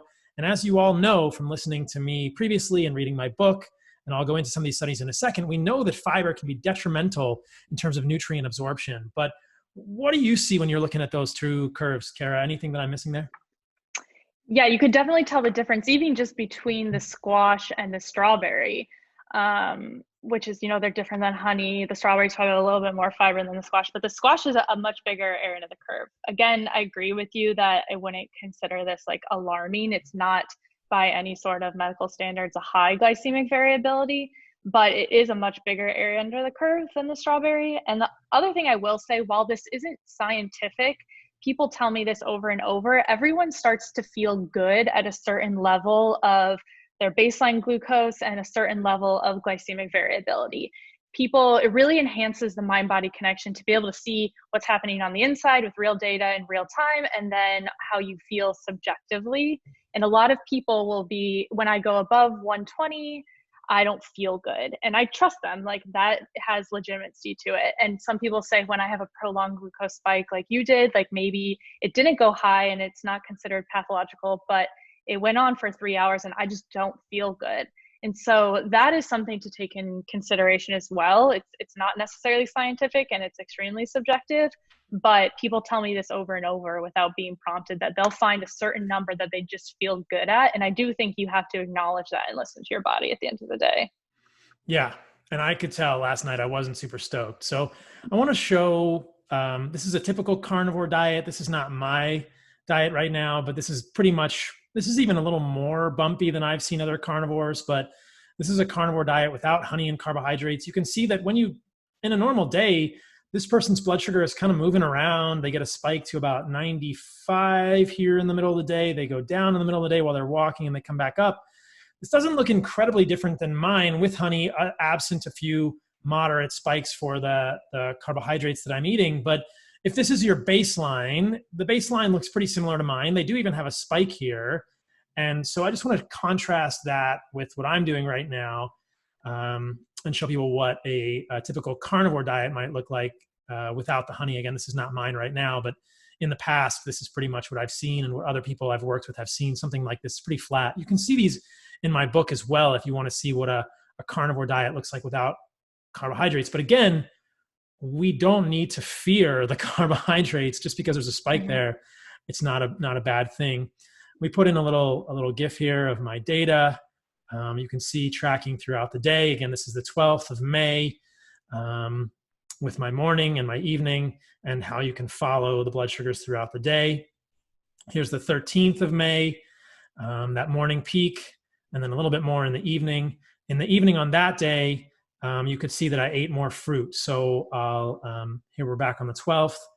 And then in a moment here, you'll see the data again from the 13th where I had fruit in the evening, and you get this kind of wider peak with essentially the same area under the curve. This was peach and strawberries on that fruit day. So here's the 14th of May and back to the 12th. So again, I love you all, but I don't think I'll be eating fruit and kabocha squash for any time in the future. I really found with this experiment that if I eat a moderate amount of honey, even a pretty good amount of honey by most people's standards, 50 to 75 grams of carbohydrates of honey in the morning, my blood sugar stays under 130. It comes back very quickly. It doesn't affect the blood sugars the rest of the day. And I'll eat a little bit less in the evening to try to keep that blood sugar around 140. It feels fine to me. And why am I doing this in the first place? Why have I continued it? I found that, though again, I didn't do a carnivore diet. I didn't do a CGM when I was doing a strict carnivore diet, but I just found that long-term ketogenic diets for me, I wanted to see what it felt like with carbs. And I felt a little better with carbohydrates, I have to admit, in the gym and overall. And I really was struggling to manage my electrolytes with a long-term ketogenic diet. I have to admit this, you guys. And in the book, I talk about this and I say I was doing lots of salt and magnesium, and you can do it. I just found that I had much less cramping, and it was much easier to surf and work out and do movement practices when I included carbohydrates from time to time. And then I didn't see a negative to including them every day. Now, I will say again that I am doing carbohydrates within a small window, that my eating window every day is compressed, that I'm waking up in the morning and I have ketones in my blood. I'll check my ketones in the morning. I have ketones in my blood. I'm clearing out my liver glycogen overnight. I'm waking up in ketosis, and then I'm giving my body back some carbohydrates. I don't have any problem doing long periods of fasting now. I don't have any problems going between meals. I'm not getting hypoglycemic between meals, as you all can see from my blood sugars. And if you go back to look at my data, especially the data from even yesterday, or any of these days this week, we can see that in answer to the question of this podcast, carbohydrates do not cause insulin resistance. This is not an insulin resistant profile. I've been doing honey and carbohydrates every day for 2 months, and I don't have an elevated fasting blood sugar. I don't have an inappropriate post-prandial response, and I don't have an elevated fasting insulin when I've checked it in the lab. So carbohydrates do not cause insulin resistance, you guys. If carbohydrates cause insulin resistance, if honey every day caused insulin resistance, this would look very differently. All of these would look very differently. This is not an insulin resistant profile, and this is after months of using this carbohydrate every day. Honey is not causing insulin resistance for me, and for me, it does appear that it's helping me manage my electrolytes more easily, and I don't see any downside to it. Does that mean that I won't do some days that aren't full carnivore, or I should say zero carb carnivore? No, it doesn't. I'll definitely do that from time to time. And it's important to note that for me, the honey is not causing it's not causing hypoglycemia. It's not causing brain fog. It's not causing me to crave foods or have problems between meals. I can still go long amounts of times between meals. So it's a very interesting thing. Now, from a purist perspective, before you guys all pitchfork me, honey, you could even say that honey is carnivore, right? I'm not eating. I actually have found that I don't like fiber, and I want to get into some of the stuff on honey, and I want to get into some of the stuff on fiber before we wrap up this podcast. But I don't like the way I feel when I eat fiber, and I was reminded of that doing these experiments. I don't like the way I feel when I eat fruit. I don't like the way I feel when I eat kabocha. It takes a long time to digest in my stomach. It feels very full. My blood sugars are no different. They're essentially the same area under the curve. And so why would I eat those things? As you all know, I don't believe there are any unique nutrients in those things that we need if we're eating nose to tail. I also don't believe that the polyphenols in there are beneficial for humans. If you read my book, you know that. I have an end-stage polyphenol deficiency, which I frequently flaunt on Instagram. And you can see pictures of my end-stage polyphenol deficiency there. And I don't think fiber is beneficial for humans. In fact, I think fiber is damaging for humans. And I'll get into some of that data in a moment. So that's where I'm at right now. And again, I know this is going to be a very interesting thing for people. A lot of people are asking me, why are you using honey? Well, because I want to be metabolically flexible. And I found that having carbohydrates to a small extent in the day, and I probably have a little more than 100 grams of carbs per day, improved my metabolic flexibility and improved my electrolyte handling, made me feel like I was performing better at my athletic endeavors. And it's not even really a plant food. It's a fermented nectar from a flower. To me, it seems extremely benign. And I believe that evolutionarily, as you're suggesting, Kara, we probably would have had times where we were in ketosis for months or weeks or days at a time, and then had an input of carbohydrates. And that kind of prevents what we might call glucose sparing at the muscles or physiologic insulin resistance. So I'm rambling now, but I want to share this data, which is also something you can find on the app. These are my analytics from the 20th of May, and you can see that the standard deviation is 11. So it's quite low, which is what you really want. On this day, my max was 113. I was in range, quote, meaning I was less than 140, 100% of the day, no spikes. And again, that standard deviation being very low is a key factor. Were I insulin resistant from doing honey every day for 2 months, my standard deviation would be much higher. So I want to show something that's interesting, and this is potentially the downside of a long-term ketogenic diet. And again, there are many benefits to a ketogenic diet. We acknowledge that clearly. I acknowledge that clearly. But I want to show you guys what we might consider something like physiologic insulin resistance glucose sparing looks like. And this can happen in someone who's been doing a ketogenic diet for many years. I believe 5 years, this person, right? Yes. Yeah. So 0 carbs for about 5 years. Okay. And as he pulls up the data, basically what we see is with each, it doesn't occur in the first year of a zero carbohydrate diet. But after you hit, year 1, 2, 3, that fasting glucose just slowly starts to creep up. And so you can see this person, their fasting glucose is about 120. And this is after 5 years of being in strict ketosis. So there's very little variability. There's no carbs in the diet. So there's no swings in the glucose, but the whole baseline is much higher. And as we talked about, we like to see a fasting glucose below 90. So to me, this is concerning. Like you said, this is called physiological insulin resistance or adaptive glucose sparing. This is different than pathological insulin resistance that's occurring in diabetes. But what's happening is that the muscles start to go into glucose refusal mode, and they really only want fat and they really only want ketones, because that's what it's now learned is the only fuel source coming in. But we do have glucose sensitive organs. So the body starts to compensate with this by creating more endogenous glucose. So the liver is creating glucose to make sure there's always some available, because it has learned that there's never going to be any glucose coming in from food. And like you said, you can see this all the time. It's well documented on these false alarms with the OGTTs. So these people who are very low carbohydrate, when they do an OGTT and they have 75 grams of glucose, all of a sudden it shocks the system and they will definitely be labeled as a diabetic. I've had many people come to me who are like, I got diagnosed with gestational diabetes because I failed an OGTT. And then I asked, well, were you on a very low carbohydrate diet? And they're like, yeah. And, nobody brought this to their attention. They thought they had gestational diabetes. They most likely didn't. There's no way to prove that in retrospect. But we do some tests to see what their insulin sensitivity is, to see what their glucose tolerance is. And like you said, about 3 days of eating about 100, 150 grams of carbohydrates for those 3 days in a row, and then that goes back to normal.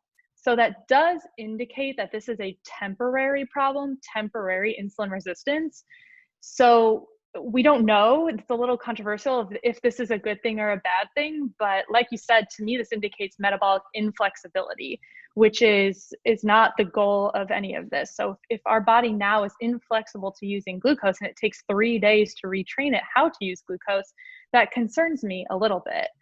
And for the most part, all of the research that's been done on, fasting glucose being high and showing it associated with cardiovascular disease and all these other health outcomes, they're not usually accounting for insulin. I went back and looked, and they're controlling for BMI, they're controlling for smoking, they're controlling for triglycerides, all these other factors, but very few of them control for insulin.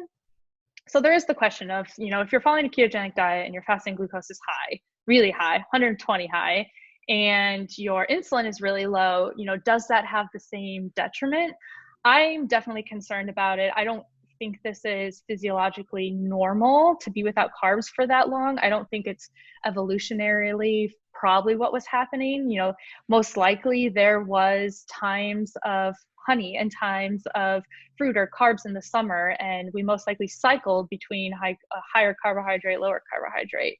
So it concerns me from a metabolic flexibility standpoint, but it's up for debate. I don't like seeing it. And then when people are concerned about it and they want to bring that down, we incorporate some carbohydrates into their diet. And at first they're going to have massive glucose spikes, and it's going to freak them out, and it's going to make them even more anti-carb because they see this huge response as their body is relearning. But if we do it enough, that fasting glucose goes down fairly quickly within weeks. So it's an interesting phenomenon. I don't know how you feel about it from a metabolic health standpoint, but it concerns me. I have some concerns about it too, and I have to kind of give a hat tip to my friends, Dr. Mercola and others, who have really been championing this idea of cyclic ketosis for years. And this idea, as you're saying, that isn't it interesting physiologically that we can go 6 months or 9 months in ketosis and we don't see an elevation in fasting glucose. And then if we go longer than that, if we go more than a seasonal year cycle, we start to see it in some people. And I wonder, and I've seen it in my clients, I've seen people with fasting glucose 106, 95, things like this, and it kind of creeps up. And every year it gets to be a little higher. And 120 to me is pretty darn high. And I think, wow, evolutionarily, that's someone who's never getting any carbohydrates year after year after year, which probably isn't something that would have happened to us evolutionarily. Am I saying that ketones are not beneficial or that low carb diets are not good for humans? No. I think they're very good for humans. We know that. We know that we probably need to balance AMP kinase with mTOR. We need to balance catabolism with anabolism. We need to balance housekeeping with muscle building and mTOR. These are really beneficial. And I've done plenty of podcasts with Dom DiAgostino and David Sinclair talking about the benefits of ketones, the benefits of a ketogenic metabolism, NAD to NADH metabolism and ratios, the turning on sirtuins. I talk about all this in my book, and I'm not debating or disagreeing with any of those previous things that I had put forth. I'm just saying that the cyclic nature of it is probably the evolutionary way forward. And we see that by looking at these metabolic changes. That 2 to 3 months of ketosis, probably totally physiologically consistent. That's a winter. That's a winter in Northern Europe. Yeah, it's completely normal. Yeah. What happens in the spring? You get some carbohydrates every once in a while. And, you might get carbohydrates once, twice, 3 times a week. Yeah. Is it possible that I'm doing too many carbohydrates, eating carbohydrates every day? It's absolutely possible. I don't see any indications on my labs that it's a bad thing. I'm not doing a ton.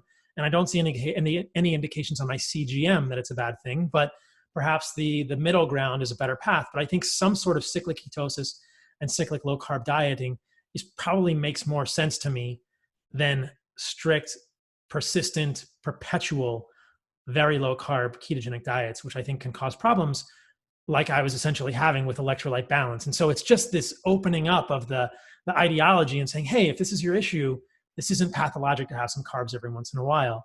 And so I am worried about this type of thing. And, this type of glycation is different. The formation of advanced glycation end products, glyoxal, methaglyoxal, endogenously is different than the type of glycation that occurs with a fasting glucose that's elevated. But this is essentially what we're worried about, that if your fasting glucose is 120 or 110, are you having more glycation of natural killer cells, of endothelial proteins in your blood vessels, and having less turnover of those things? Are you having more problems with kidney function and the glomerulus in these people who are having elevated fasting blood sugars of 110, 120? I want to see their urinary protein. I want to see albumin in their urine. I want to see microalbuminuria. I want to see potential evidence that I can look at clinically that might indicate that they're having some sort of issue with this advanced glycation happening in their body due to these elevated fasting blood sugar levels. You're right. We don't have the data to firmly say that it's horrible yet, but I just can't see it as a good thing. So I get a little worried about that. I want to show a few more of these CGMs. There's so much to talk about here. I got this email the other day. Somebody was like, I love your podcast.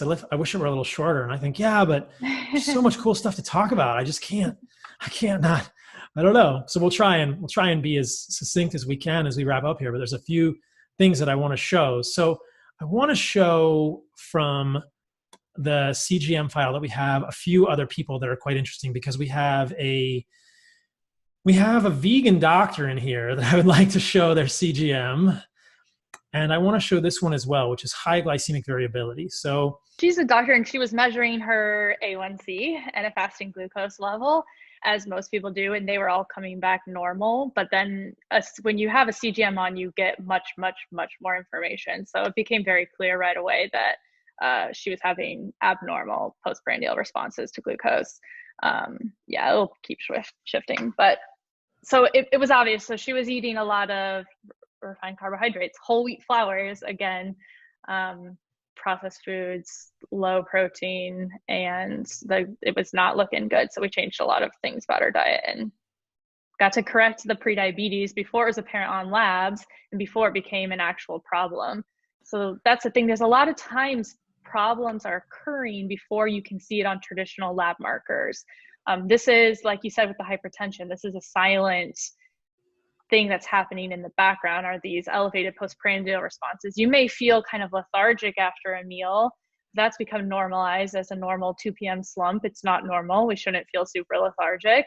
A lot of the times that means you're having some sort of reactive hypoglycemia after a meal, which is an indication of high insulin levels, insulin resistance. So most of the time, though, you can't feel these things going on and they're being missed by traditional markers, but there's problems occurring over and over. And so you really have to see the data to know what's happening inside your body. super powerful. Go back to this high glycemic variability graph. We pulled the data for that. You can see the standard deviation, 22.79. This is high glycemic variability. The max was 237.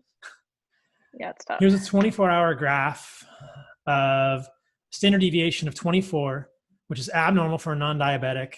And you say, notice the double, triple spikes and prolonged glucose responses. So I just want to show these to you guys so you can see the difference that this has. I mean, this is in the middle of, I don't know what time of the day this is, but look at this postprandial, look at this postprandial hypoglycemia.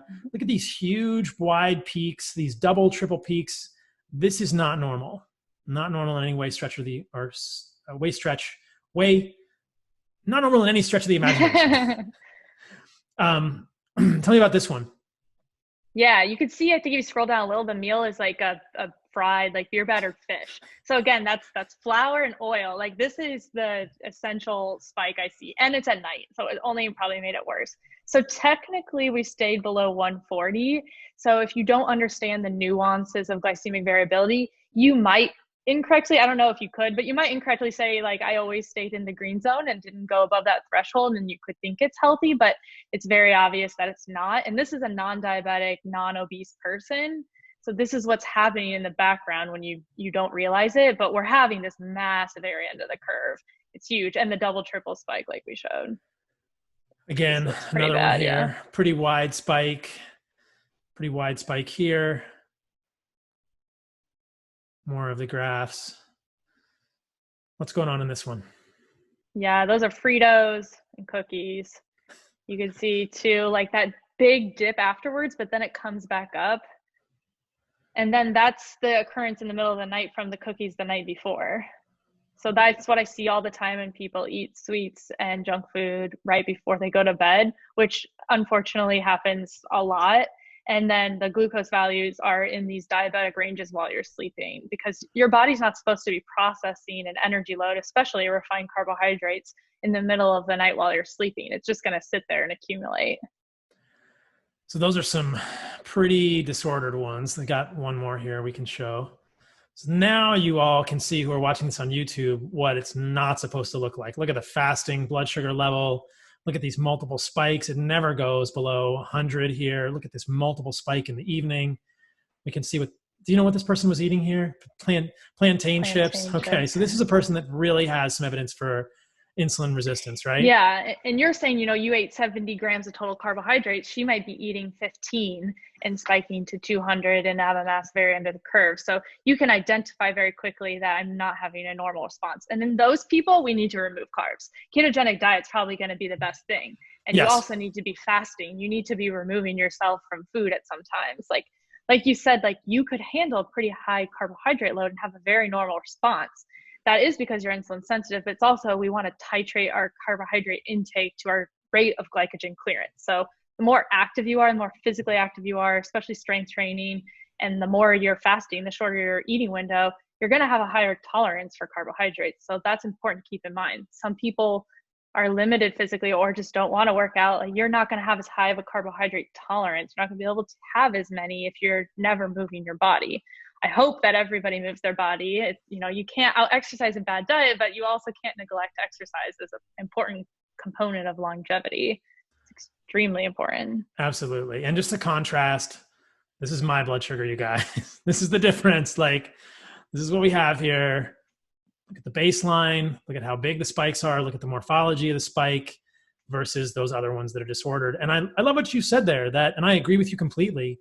And I think that a carnivore diet without carbs could be very helpful for these people in the situation of disordered insulin metabolism, in the situation of metabolic dysfunction.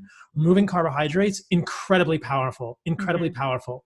For those of us that are metabolically healthy, metabolically sensitive, we don't need to fear carbohydrates in certain situations. And that's kind of the message of this podcast. And that, hey, there's a lot of nuance here that you will miss just by looking at some of these other things like A1C and other issues if you're not actually looking at the glycemic variability. So let me dig into some stuff here that I think people will find pretty interesting with regard to honey. So honey, it's more of the same kind of fear-based mentality. I fear, but people say, why in the world are you doing honey? Isn't that going to trigger candida? It's so much sugar. I've shown you guys my blood sugar responses to it. I've shown you guys my blood sugar response to it in moderate to large amounts with a raw organic honey. Now, it's important to know that the majority of honey in the world, or at least in the US, is adulterated with syrups. And the stuff I'm getting is raw and organic. So it's going to be pure honey. But there's a lot of really interesting research with honey that I'll share a little bit of. They've used Ethiopian multiflora honey on fluconazole-resistant Candida species isolated from the oral cavity of AIDS patients. So this is my answer to anyone who says, isn't honey going to feed the Candida in your gut? No, it's not. If it's good honey, it's been used as an antifungal against Candida, which is so interesting. And then people will also be worried about honey with regard to dental health. And there's a large amount of data with honey suggesting that it's actually helpful for dental health. Effective honey in preventing gingivitis and dental caries in patients undergoing orthodontic treatment. And I don't know why we should be so surprised at this, because honey is really a whole food. It occurs in a honeycomb. It occurs in nature, and it's not the same as high fructose corn syrup. This is where I think so many are misled into thinking that a calorie is a calorie is a calorie. If it fits your macros, it's fine. Effectiveness of 3 mouthwashes, Manuka honey, raw honey, and chlorhexidine on plaque and gingival scores of 12 to 15-year-old school children, a randomized controlled trial. So if you guys want to see what happened, the honey-based mouthwash showed a promising antimicrobial effect on dental caries and plaque and gingival scores. What? Like, most people would not ever believe that could be the case. So again, I'll put all of these studies into the show notes for you guys with regard to honey, but there's a lot more where this has come from with regard to honey and both antimicrobial, antifungal effects, and as a mouth protectant as a whole food. Last one, Journal of Medicinal Food from 2013, honey and cardiovascular risk factors in normal individuals and patients with diabetes mellitus or dyslipidemia. Basically, they're saying that more studies are exploring other aspects of honey activity, such as its effect on blood sugar, body weight, lipid profile, CRP, nitric oxide, pro-inflammatory prostaglandins, homocysteine. Growing evidence and scientific data support the use of honey in patients with diabetes, hypertension, dyslipidemia, obesity, and cardiovascular disease. If that's not a striking headline, I don't know what is. Again, this is not fake honey. This is not the honey that you get in the little plastic thing in the grocery store with the bear and you just put it on your bagel. This is organic raw honey. There's some nuance here that I'll have to dig into on future podcasts having to do with the differences between a whole food and high fructose corn syrup added to honeys. The last set of things I want to talk about is my undying disdain for fiber, which was confirmed in this study. And I'll certainly let you weigh in on this if you have different opinions. But this is all stuff that I've talked about in my book, and you can all read about it there. But my experience with fiber in this CGM experiment was not good. I don't like the way it feels. And as I talk about in the book, dietary fiber has been correlated with many negative things. It's been correlated with reproductive abnormalities. This is the biocycle study. I cite this one in my book, showing that dietary fiber consumption was inversely associated with hormone concentrations, positively associated with the risk of anovulation in females. This is 250 women aged 18 to 44, meaning that the more fiber these females ate, the higher their risk of anovulation, because there was a disruption in the normal hormonal cycling of these patients when they're eating more fiber. That fiber can go into the gut and bind hormones that are supposed to be recycled in order for women to have normal menstrual cycles. Another abstract, the effect of dietary fat and fiber on serum estrogen concentrations in premenopausal women. They find that dietary fiber, when independent effects were examined, high fiber alone caused a decrease in estradiol and sex hormone binding globulin. This is exactly what's going on in the situation with the biocycle study. Women need estrogen to have normal ovulatory cycles. In that abstract, the investigators found that the women were more likely to have abnormal menstrual cycle frequency and abnormal menstruation in general when they were eating more fiber. But the hits don't stop there. As you all know, there is good evidence that I've talked about in my book that fiber also can, pull up the study here, fiber also can deplete minerals. So dietary fiber intake increases the risk of zinc deficiency in healthy and diabetic women. Oh, why do we think fiber is good for us again? Certainly, I think evolutionarily, we would have eaten fiber from time to time, but this is one of the hypotheses that I advance with all of my work, that perhaps plant foods are really just survival food, and especially high fiber plant foods. I think these are really survival food, and that if we want to be healthy, fiber is not the way forward with this. Fiber, as I've said in many podcasts in the future, I did one with Chris Kresser as well, in which I had a friendly debate with him on this topic. Fiber has really not been shown to increase microbial diversity in the gut. Removing fiber doesn't decrease microbial diversity. The famous constipation study, which people have heard about ad nauseum if they've listened to my stuff, stopping or reducing dietary fiber intake reduces constipation and its associated symptoms. You guys can all read this one from the World Journal of Gastroenterology. The take home is that in the group in which fiber was completely stopped, 100% of people resolved idiopathic constipation. And that did not happen in any of the groups that kept fiber in their diet. So, you know, there's a really great title and cover of a book that I think sums this up very well, that I will show you all now. It is called Fiber Menace, by Konstantin Monastersky. He's got kind of a tough name, but I will show you guys this page. You can check this book out, or you can check the carnivore code out. But as you'll see here, Fiber Menace, the truth about fiber's role in diet failure, constipation, hemorrhoids, irritable bowel syndrome, ulcerative colitis, Crohn's disease, colon cancer. It's a bowl of nails. Is essentially, in my opinion, what most fiber is for humans. I think that if we really want to get nutrients, we don't want to have fiber in our diet. Now, I'm not speaking for Kara. I'll be curious about your opinion. I don't mean to put you on the spot. You're welcome to just plead the fifth on this if you want, or we can move on. But I am really strongly of the opinion that fiber is not beneficial for humans. There's a whole chapter in my book, The Carnivore Code, on this. I felt this very clearly in a subjective manner when I was doing this experiment. I didn't like the way strawberries made my stomach feel. I didn't like the way squash made my stomach feel. And I like the way I feel with honey. As I showed, there are many studies that show that raw organic honey can be very beneficial for humans. It's a whole food.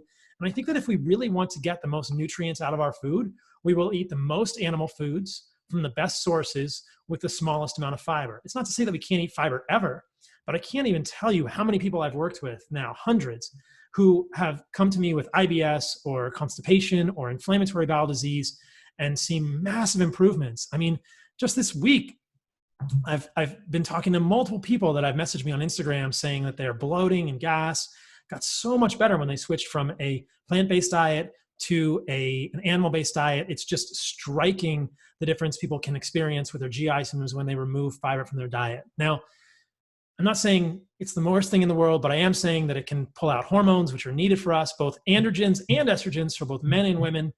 Women need testosterone too. Men need estrogen as well. It's going to affect hormones negatively in both men and women, I believe. It's going to pull out nutrients. We know this to be the case. Again, there's a whole chapter in my book about fiber. I'm not a fan. I hope you guys all know how much I love you, that I ate squash for you and fruit for you all. I'm not going to do that anymore. And I think, as I said in this podcast many times, what I have found to be the best diet for me, find what works for you right now, is a period of carnivore plus honey, which I would call carb carnivore. Got the cookbook coming out later this year. We'll talk all about that. Any thoughts about that long rant, Kara? What do you think about all that? Am I just crazy? Yeah, I lie somewhere in the middle where I don't think fiber has all of the benefits that has been so long reported. I don't inherently think that it's negative for a lot of people. I have recommended a no fiber, low fiber diet for a lot of people with those GI issues. And I think it can relieve symptoms for a large percentage of those people.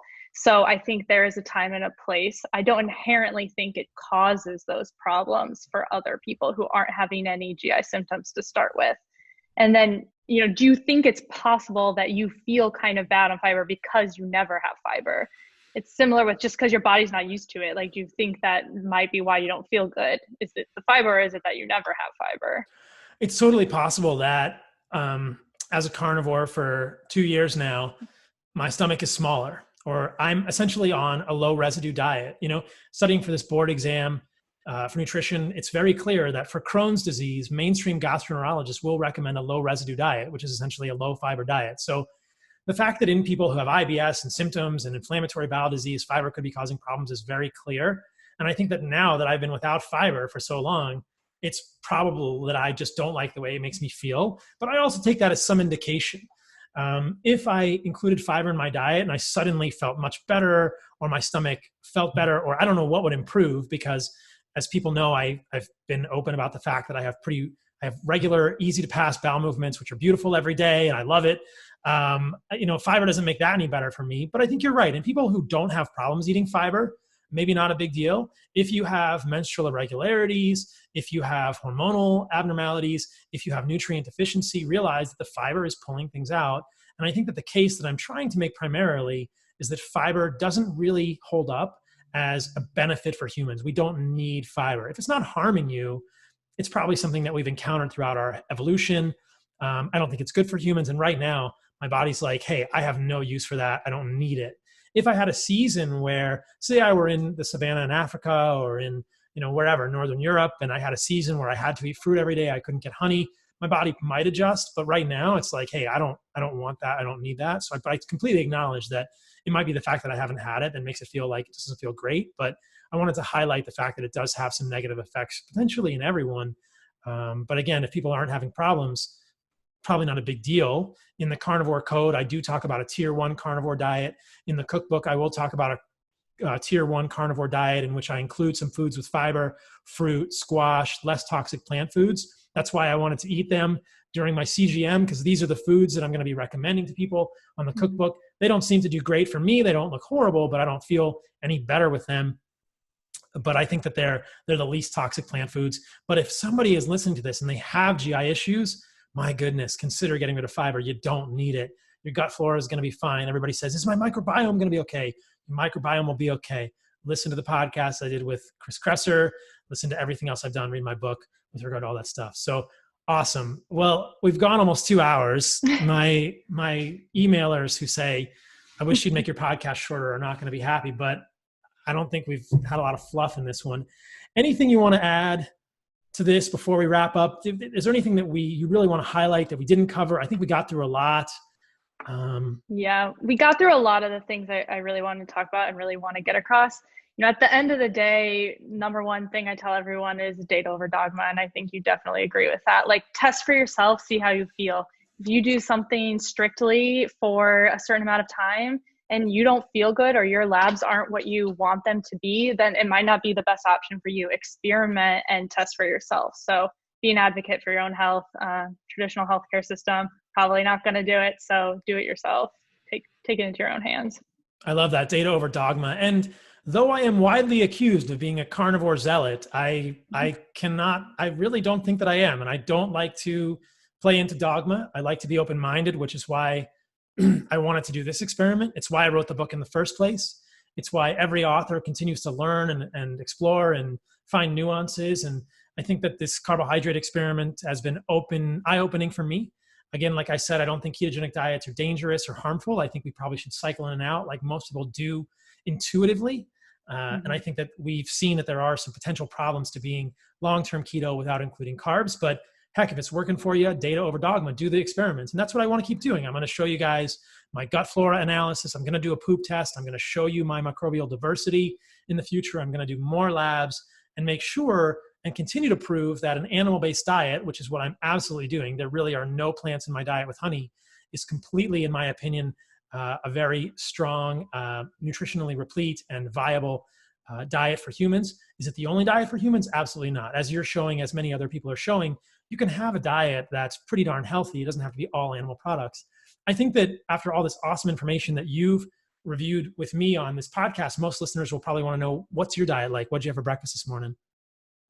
Yeah, I am omnivore, I guess is what you could call me. I don't follow a specific diet. Like I said, I do a pretty 2 to 3 month ketosis period in the winter and cycle in and out and keep my eating window short, and I work out pretty heavily. So I do have ketones at trace levels throughout the day, even when I'm eating carbs. And for breakfast, I had 3 scrambled eggs cooked in butter, an avocado, and some blueberries. So it's relatively low carb, pretty high fat, high protein, 20 to 30% of my calories from carbs probably. But my number one food rule always is whole foods, as close to the natural state as possible. And I think if you do that, you're going to be much better off than vast majority of the people. So that's my golden rule to everyone, is just eat real food. Eat real food, always, just whole foods. I think it's the first step. And as we talked about, for some people who are markedly insulin resistant, they're going to need more. They're going to need to take out carbs. They're going to need to take out more than, they're going to need to take out even real food that's grains and things like that. Yep. But I mean, I'm biased. I see things through the lens of carnivore MD, but your breakfast is carnivore-ish in my opinion. That's tier 1 carnivore. Anyone that's read my book, The Carnivore Code, will know that fruit, and like you're saying, avocado is a fruit. These are foods that will be in my cookbook. That's kind of a carnivore-ish breakfast. So that's great. So as we wrap up, there's one more point that I want to make, and that is that by ethnicity, we see differences. And there's a lot of individual variability.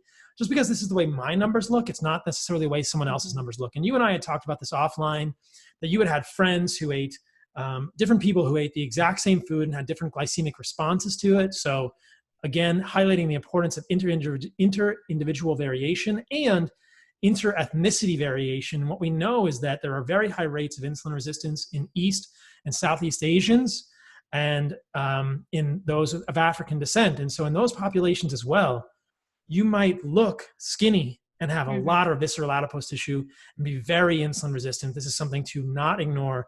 And, it's interesting. I was not aware of this. My friends were asking me, is studying for that nutrition board exam valuable? And I think one of the most interesting things that I found in the studying is that short upper arm length and short upper leg length in Asian populations are correlated with a higher incidence of metabolic syndrome, probably leading to just some hypersensitivity to certain carbohydrates or some ability to handle the carbohydrates less well. So I think we're probably going to put the whole outline that you and I have been going by for this presentation online, but just one of the studies, ethnic differences in the relationship between insulin sensitivity and insulin response. There are many studies to show the same data, that across individuals and across ethnicities, there's a big difference in the way that we respond to carbohydrates, and the form of the carbohydrate matters. And again, A1C, fasting glucose, finger stick glucose, these are probably not going to get us there in terms of precision, and we're going to miss really big metrics that could be very helpful in long-term health. So awesome. So I said I was going to do this at the beginning of the podcast. I want to do this live. I've got, for people who are watching, you can see I've got my CGM on. I can just take my phone and put it on the arm and get my blood sugar readings for breakfast. And I'll show you guys in real time what my honey this morning looked like with, I believe I had steak and honey and liver, and there it is. I'll show that there. So that's this morning. I just did that. Again, it looks pretty similar to the ones we've seen before. The peak of the curve with probably 60 to 70 grams of honey is 124. Show you guys that right there. That all happened during the podcast. And now the blood sugar is pretty much back to normal. The baseline in real time is around 70. There's a little bit of a low of 61, but there's the baseline leading up to it, 71. And the most recent blood sugar was about 77 in real time. So that's how it works, you guys. It's pretty darn cool. I can follow it in real time. It's been super interesting for me to do all that stuff. So people will know I showed the website. If you want to get hooked up with one of these, you can go to nutrisense.io. Again, this is not a sponsored podcast. I just think these guys are doing great work, and they were kind enough to provide me with a CGM. You can sign up there, let them know Carnivore MD sent you. They can get it without a doctor's prescription, and you can get 2 weeks of a CGM for like $150. You'll get so much information. It's insane. But I think long-term monitoring is going to be really cool as well. So, all right. The last question that I always ask people on the podcast, I didn't warn you about this. What is the most radical thing that you have done recently, Kara?